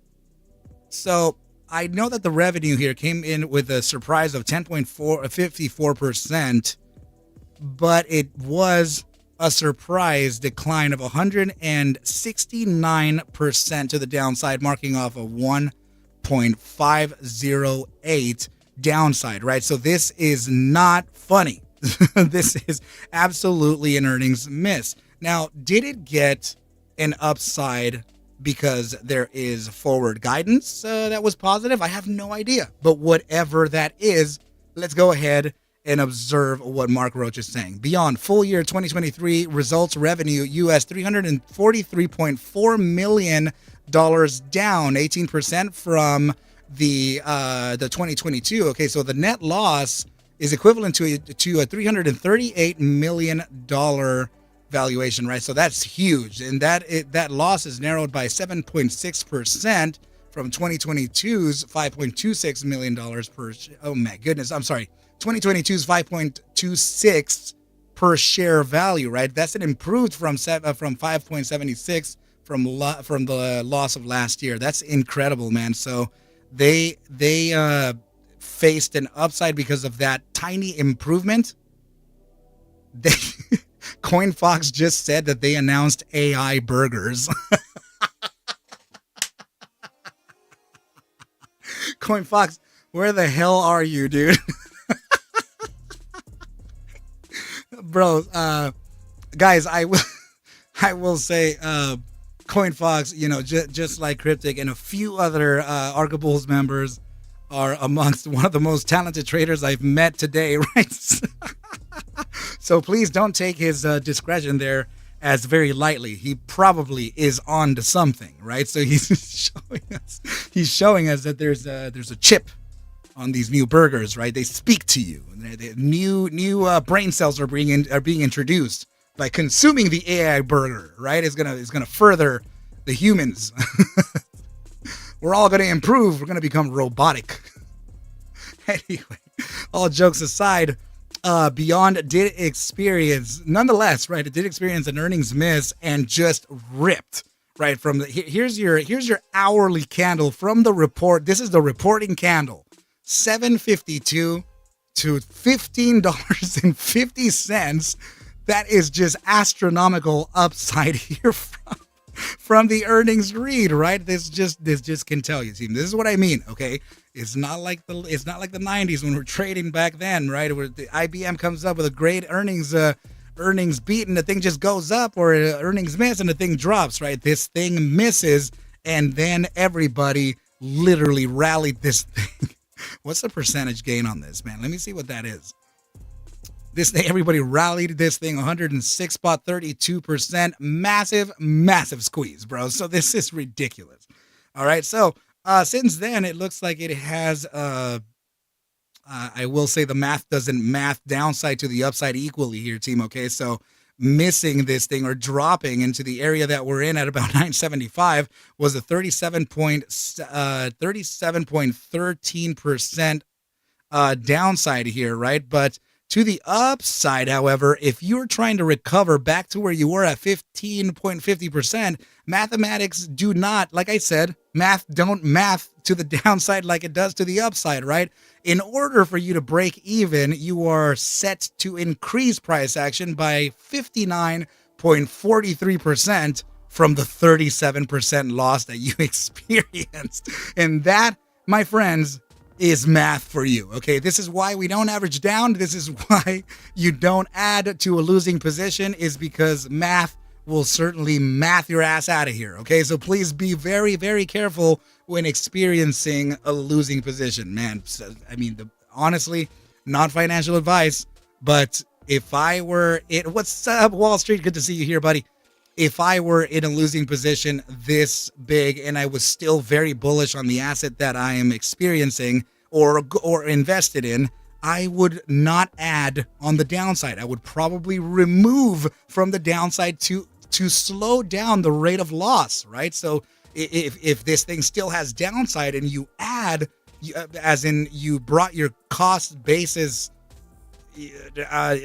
whatever you want to think of it, if you brought your cost basis down, right, you're increasing the speed of loss, right, by whatever margin you added, so it's better to remove from that losing position and potentially re-enter it at a better valued area. Okay, do not add to a loser.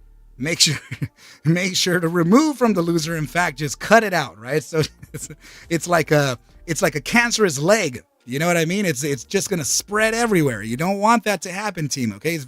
I know that it sounds weird to say it like that too, but I guess you just have to experience a losing position and then observe the price action based on that losing position as you increase value into it.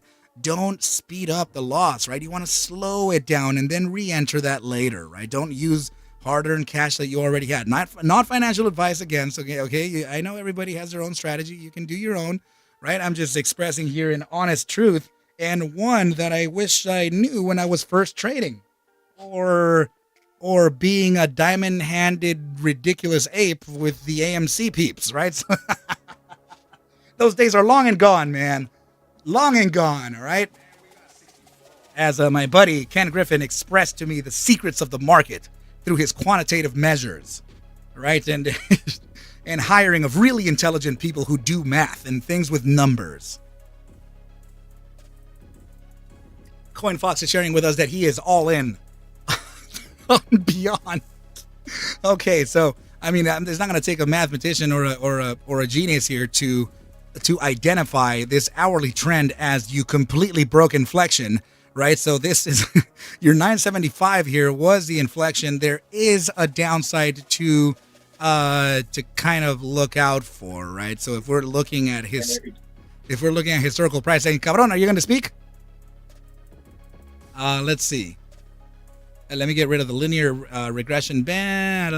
Here it is. There it is. Okay. So if there is a historical support to consider, damn. Oh my goodness. That's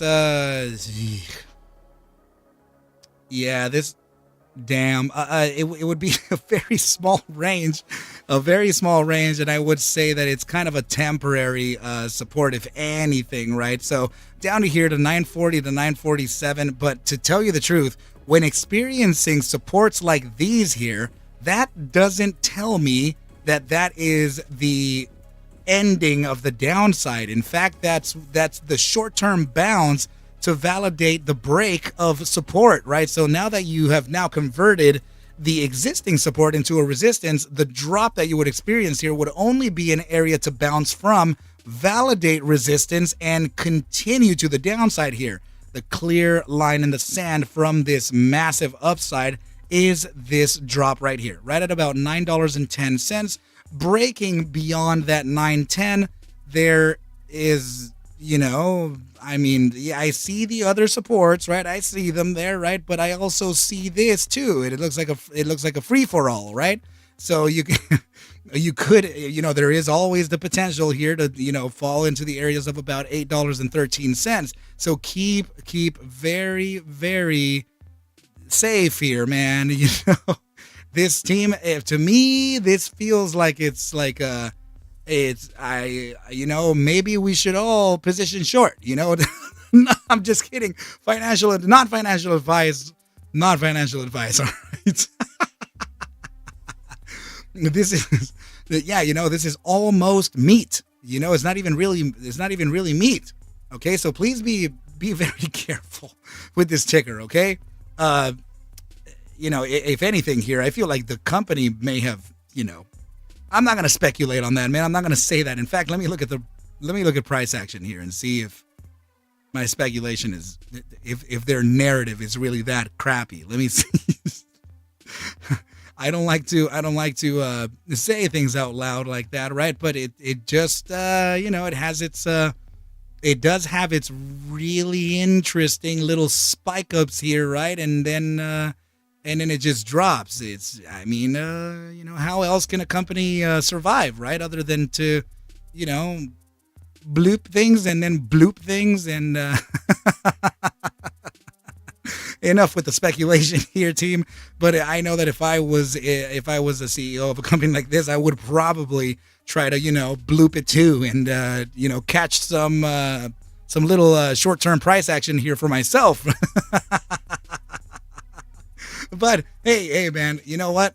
Sebastian Fingerlim is saying right now to short AMC and beyond, right?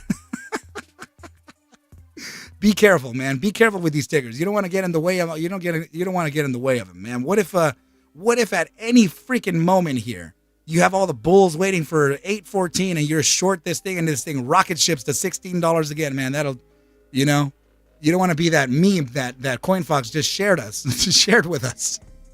All right. So yeah, I think, team, that this has a very, very apparent downside continuation. You have a downside you have a downside bar here on the 8-hour time frame, outside bar from the previous bar, red, not giving back anything from which it has lost, right?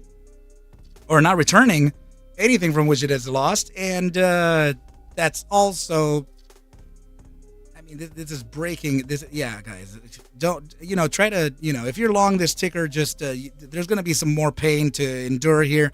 I'm going to stop talking about this ticker now. Okay. So let's go ahead and take a look at ticker symbol GCT here, as that was one of the, requests, right? So let's go ahead and pull up GCT on a daily time frame, right? As this did experience a top side that we kind of expected in some way, but is it done? Is it over? Right? So let me get rid of the drawings here and get rid of all this mess here. And again, with my damn volume bars down here, let's go ahead and add them back. And okay, well, team, there is a present bearish divergence, and that's one that we have to be aware of. One of the more obvious ones, that is, right? So now that I am getting a bearish divergence here on volume, this is going to be the relationship of volume versus price, right? Price action inclining, declining volume, bearish divergence, right? So there is a present weakness from the coming from the bulls in particular, okay? So let's take a look at what happened in the last days to come. Okay, so our projections were correct. Let's pull up the 4-hour time frame. We saw here that there was a psychological component added in the form of ascending triangle, right? So the ascending triangle did have a few upside projections, and all of those were met with absolute accuracy, right? So congratulations to you if you did play this play. Right. So now, will this have a continuation, though? Does it look like it can continue to the upside? Well, a little bit of a longer wick than I would like on a daily time frame here. Let's see the 12-hour. The 12-hour did recover just a little bit, right? So daily closure 39.46, 12-hour closure at 40.49. Let's see the daily true range on this, right? Volatility reads $3.70, almost $4, which is just astronomical for a $40. Guys, the ATR is 10% its value. You understand how not well that sounds? All right, so if it were me, this is more for, I would potentially look at this for I guess maybe day trading, right? It's just when you have this ATR at 10% its value, a daily ATR at 10% its value, that's huge volatility on something that's worth just very little. So that means that this thing can dump out like this, right? So at any moment you can get huge drops and huge upsides, right? So God forbid you're short this and this thing runs to the millions of dollars, right? So be very careful. Otherwise, some day traders could consider this in play, right? So let's see what it has for, 5 days ago, GigaCloud Technologies, let's see, adds suppliers from Colombia, Mexico, Turkey. Okay, so they're expanding. They are absolutely expanding and are still moving up. My goodness. Okay, so what are the probabilities here for upside continuation? Let's observe now, other than the fact that we have a bearish divergence with volume and price action, in other words, probably a little overextended, right? Let's see momentum and price action. So is there a present risk? In fact, there could be one soon, right? So let me go ahead and take a look at the 8-hour time frame. Did we get any retracement here in those larger time frames maybe, or earlier time frames, wherever that is? I could say that 5-day time frame closing in 2 days and 17 hours. If we do get this 5-day time frame to close below 86.52% of the RSI, that means that you would be presenting here one drive of regular bearish divergence, right? So this would pivot. If this pivots right about here, if you get this type of, let me make the line a little bit, more visible here. If you get a pivot here, that would mark off a lower high in momentum, and that would mark off then, let's go ahead and get rid of this since the play is already pretty much over. Then that would mark off your higher high in price action, right? So that would mark off just one iteration here. Let's just say that I went to here or whatever, right? That would mark off one iteration of regular bearish divergence regarding momentum. So the opposition of price action versus momentum would give you that type of bearish, that type of divergence, right? So, and now we can see here on the 5-day time frame, even on the 5-day time frame, we have declining volume. There's something happening here, team. Okay, we have declining volume and inclining price, even on a 5-day. So this is at some point, GCT may, give up the ghost here, right? And it could experience a pretty nasty sell-off, right? So it would be expected, right? This thing, the RSI is completely cooked on the 5-day time frame, and it did retrace once, and now it's creating a little bit of a head and shoulders on top, right? We're approaching this SMA 14 here. The SMA 14 is still showing massive upside. Stochastic momentum is not, though. Okay, stochastic momentum is already retracing from a historical top. So this historic top located right about here, it looks like price action went for a little bit of a further high and then failed, right? And that is presently where we're reverting from as we speak. Okay, so we're very close to a very major pivotal point within this asset. I would consider a potential risk-off situation here soon. Okay, so don't take it from me. Take it from the charts. The charts are saying what they will. Aside from momentum, you can actually see here that DMI is hugely in play.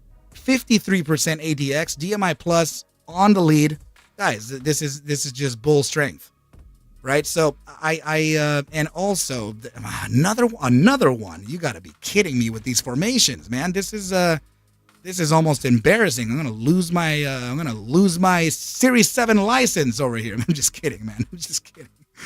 So let's go ahead and take a look at this ridiculous little formation here, right? Definite cup and handle macro formation here, right? Huge time frame, right? The upside potential for this formation is actually quite astronomical, right? I think we already observed that once. And that would be taking the trend line from the top side of the cup to the bottom side, applying it to the top side of that handle. Then you would get this top side at 90.33 to 101.99 at the 2.618. Yes, we did speak about that.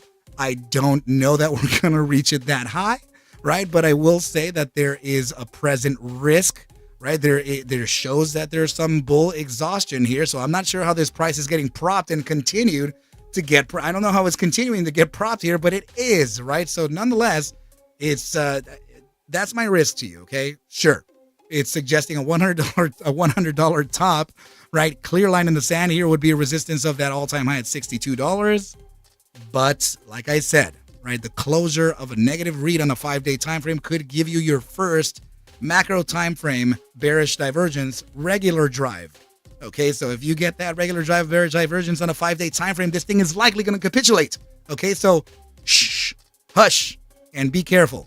Just, don't believe the hype, but, just trust yourself and, the charts. Price action, okay? Yeah, and let's see how the monthly close, right? We got a monthly close on Thursday, so let's see how that's presently looking, right? So let me get rid of this thing here. And nice. Yeah, that's a very bullish close. Huge close. And that said, there also is a bearish divergence on the monthly close. Right? Take a look at that, right?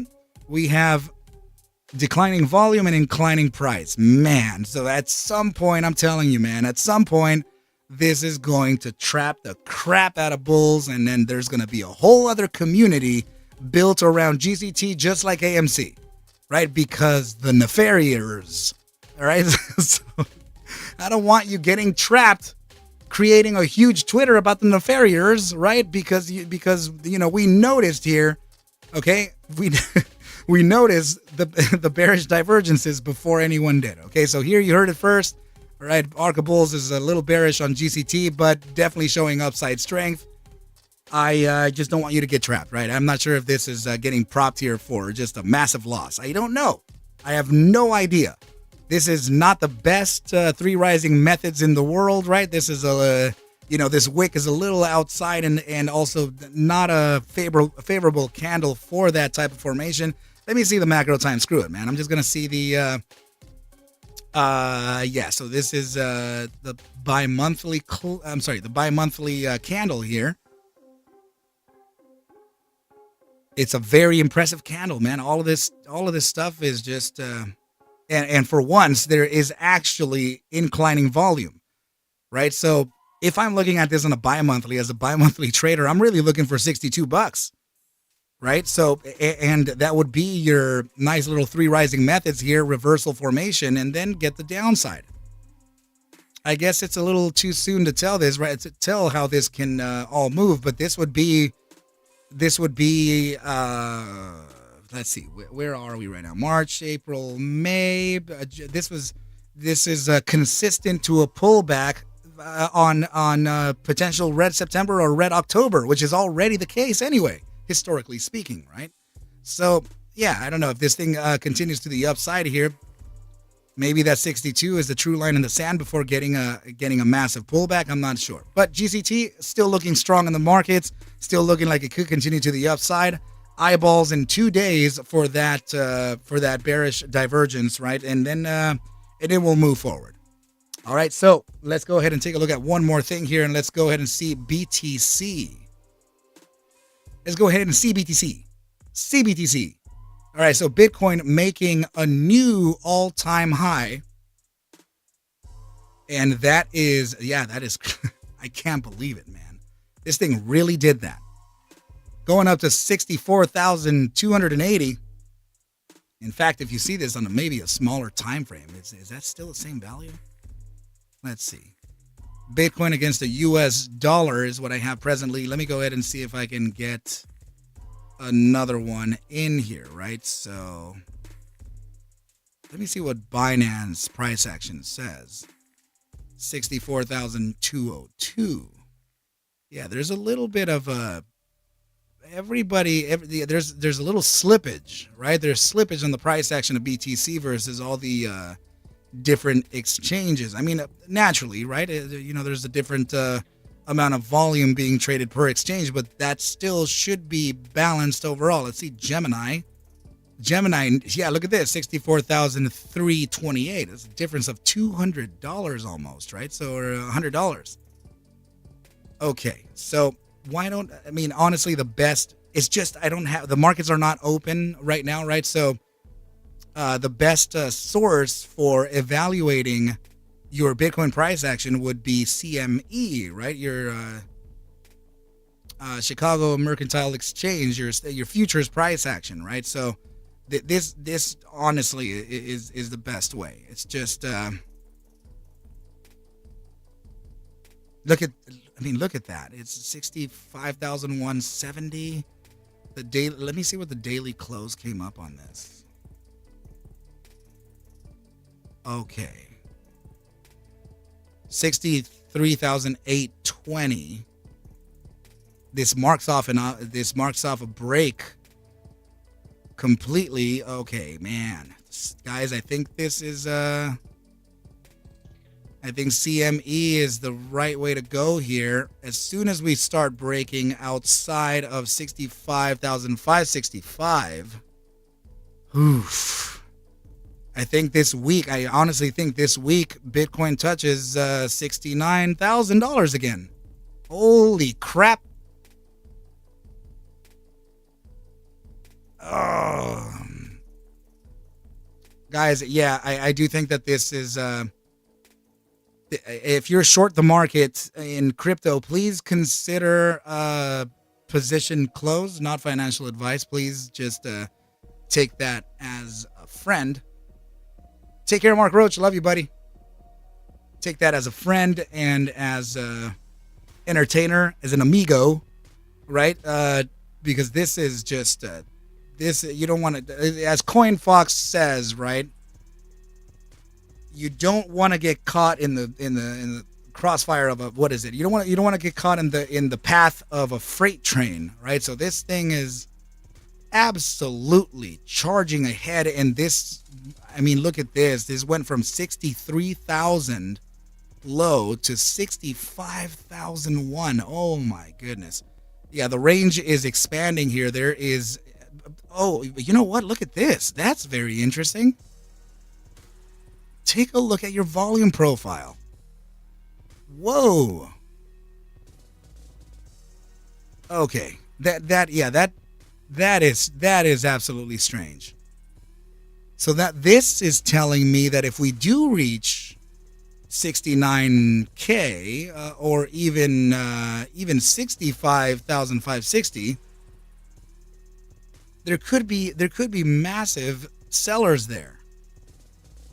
So anywhere between 65,560 to 69,355, that would be your very, very, very top side according to volume.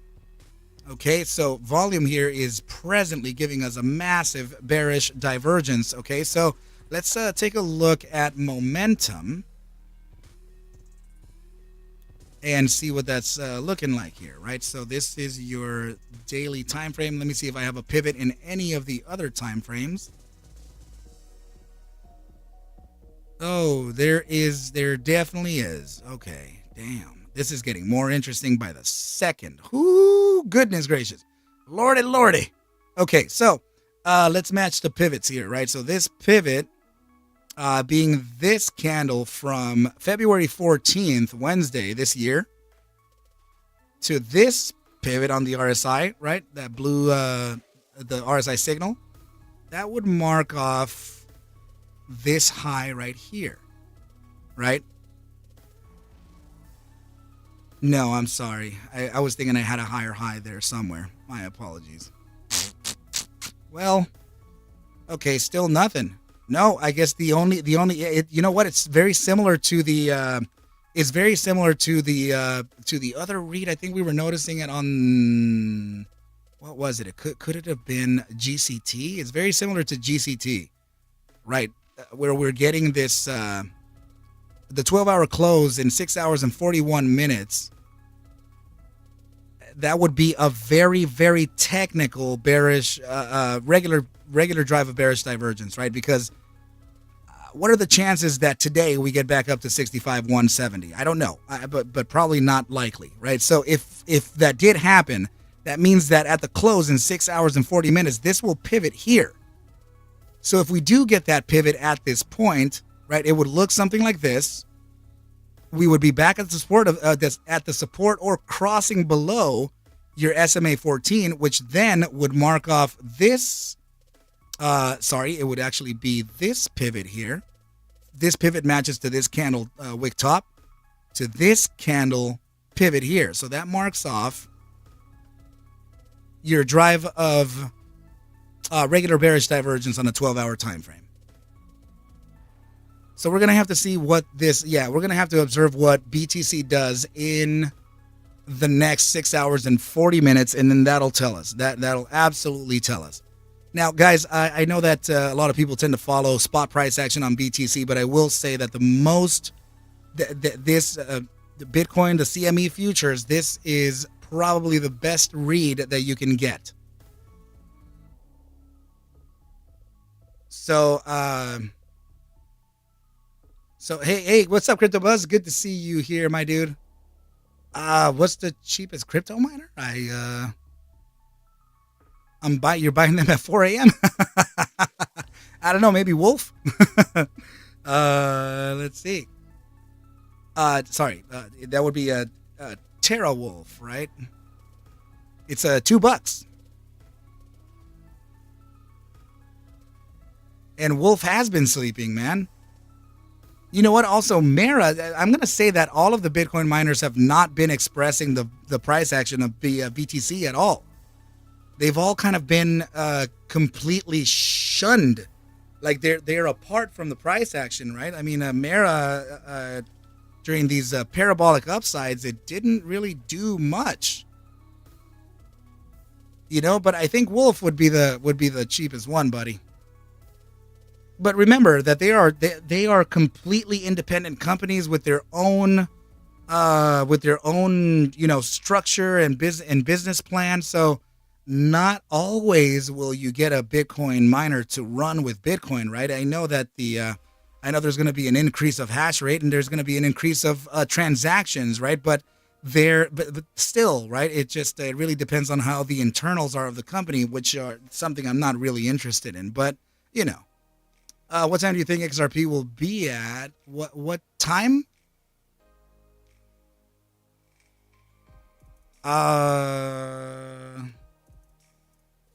Sorry, I don't understand. So what time hold on. Let me see. Let's see the daily on XRP.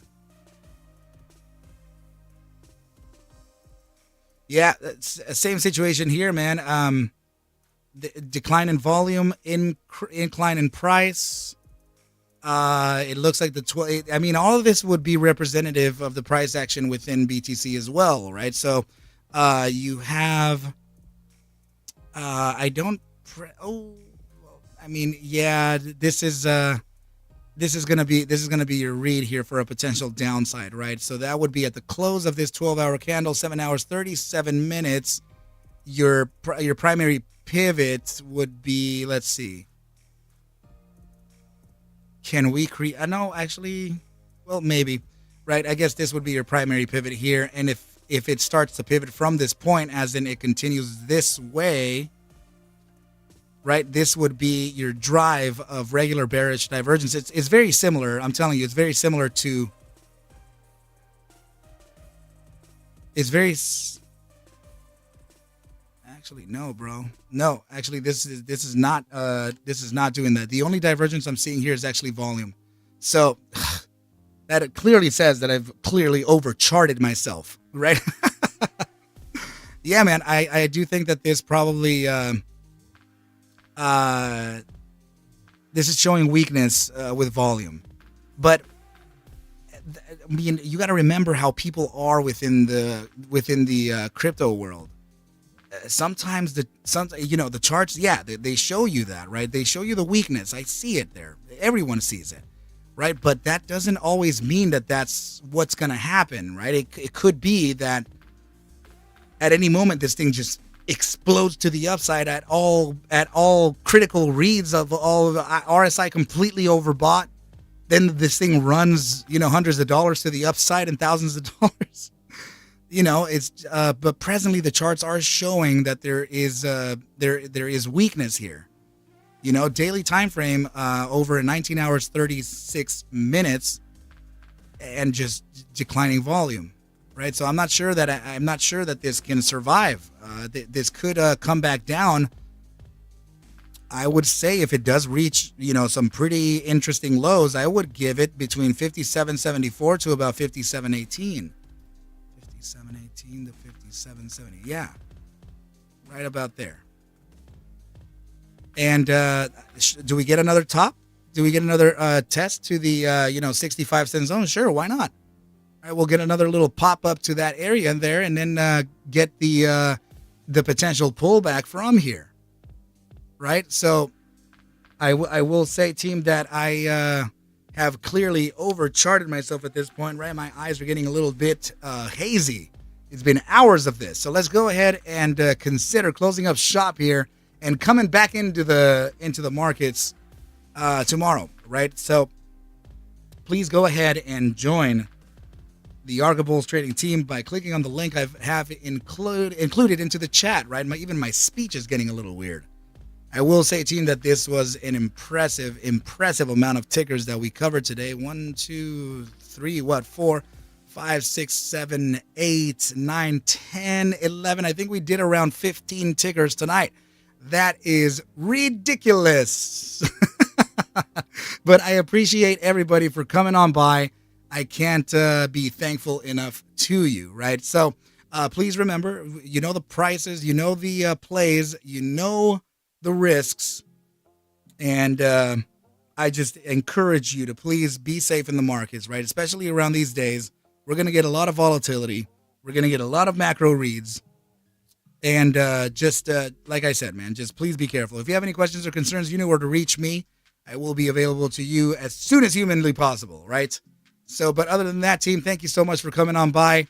I appreciate everybody here tonight. Please have a safe night. Get your rest. And let's come back in loaded and ready for a good trade tomorrow. You're very welcome, Candace. Not a problem. Coin Fox, thank you so much. Jay Abrams, I owe you one, buddy. We'll go ahead and take a look at it later. Aiden, love you too, buddy. Please be safe, okay, team? Please take whatever I do show and iterate within these videos as just a form of entertainment, as I cannot suggest for you to buy, sell, or hold any assets whatsoever. Never, never, never, ever, ever. I need you to do your own due diligence and everything will be cool. But with that said, team, I wish you well. A very, very good rest of your night. And I will catch you at the Bell Mañana. Adios, team.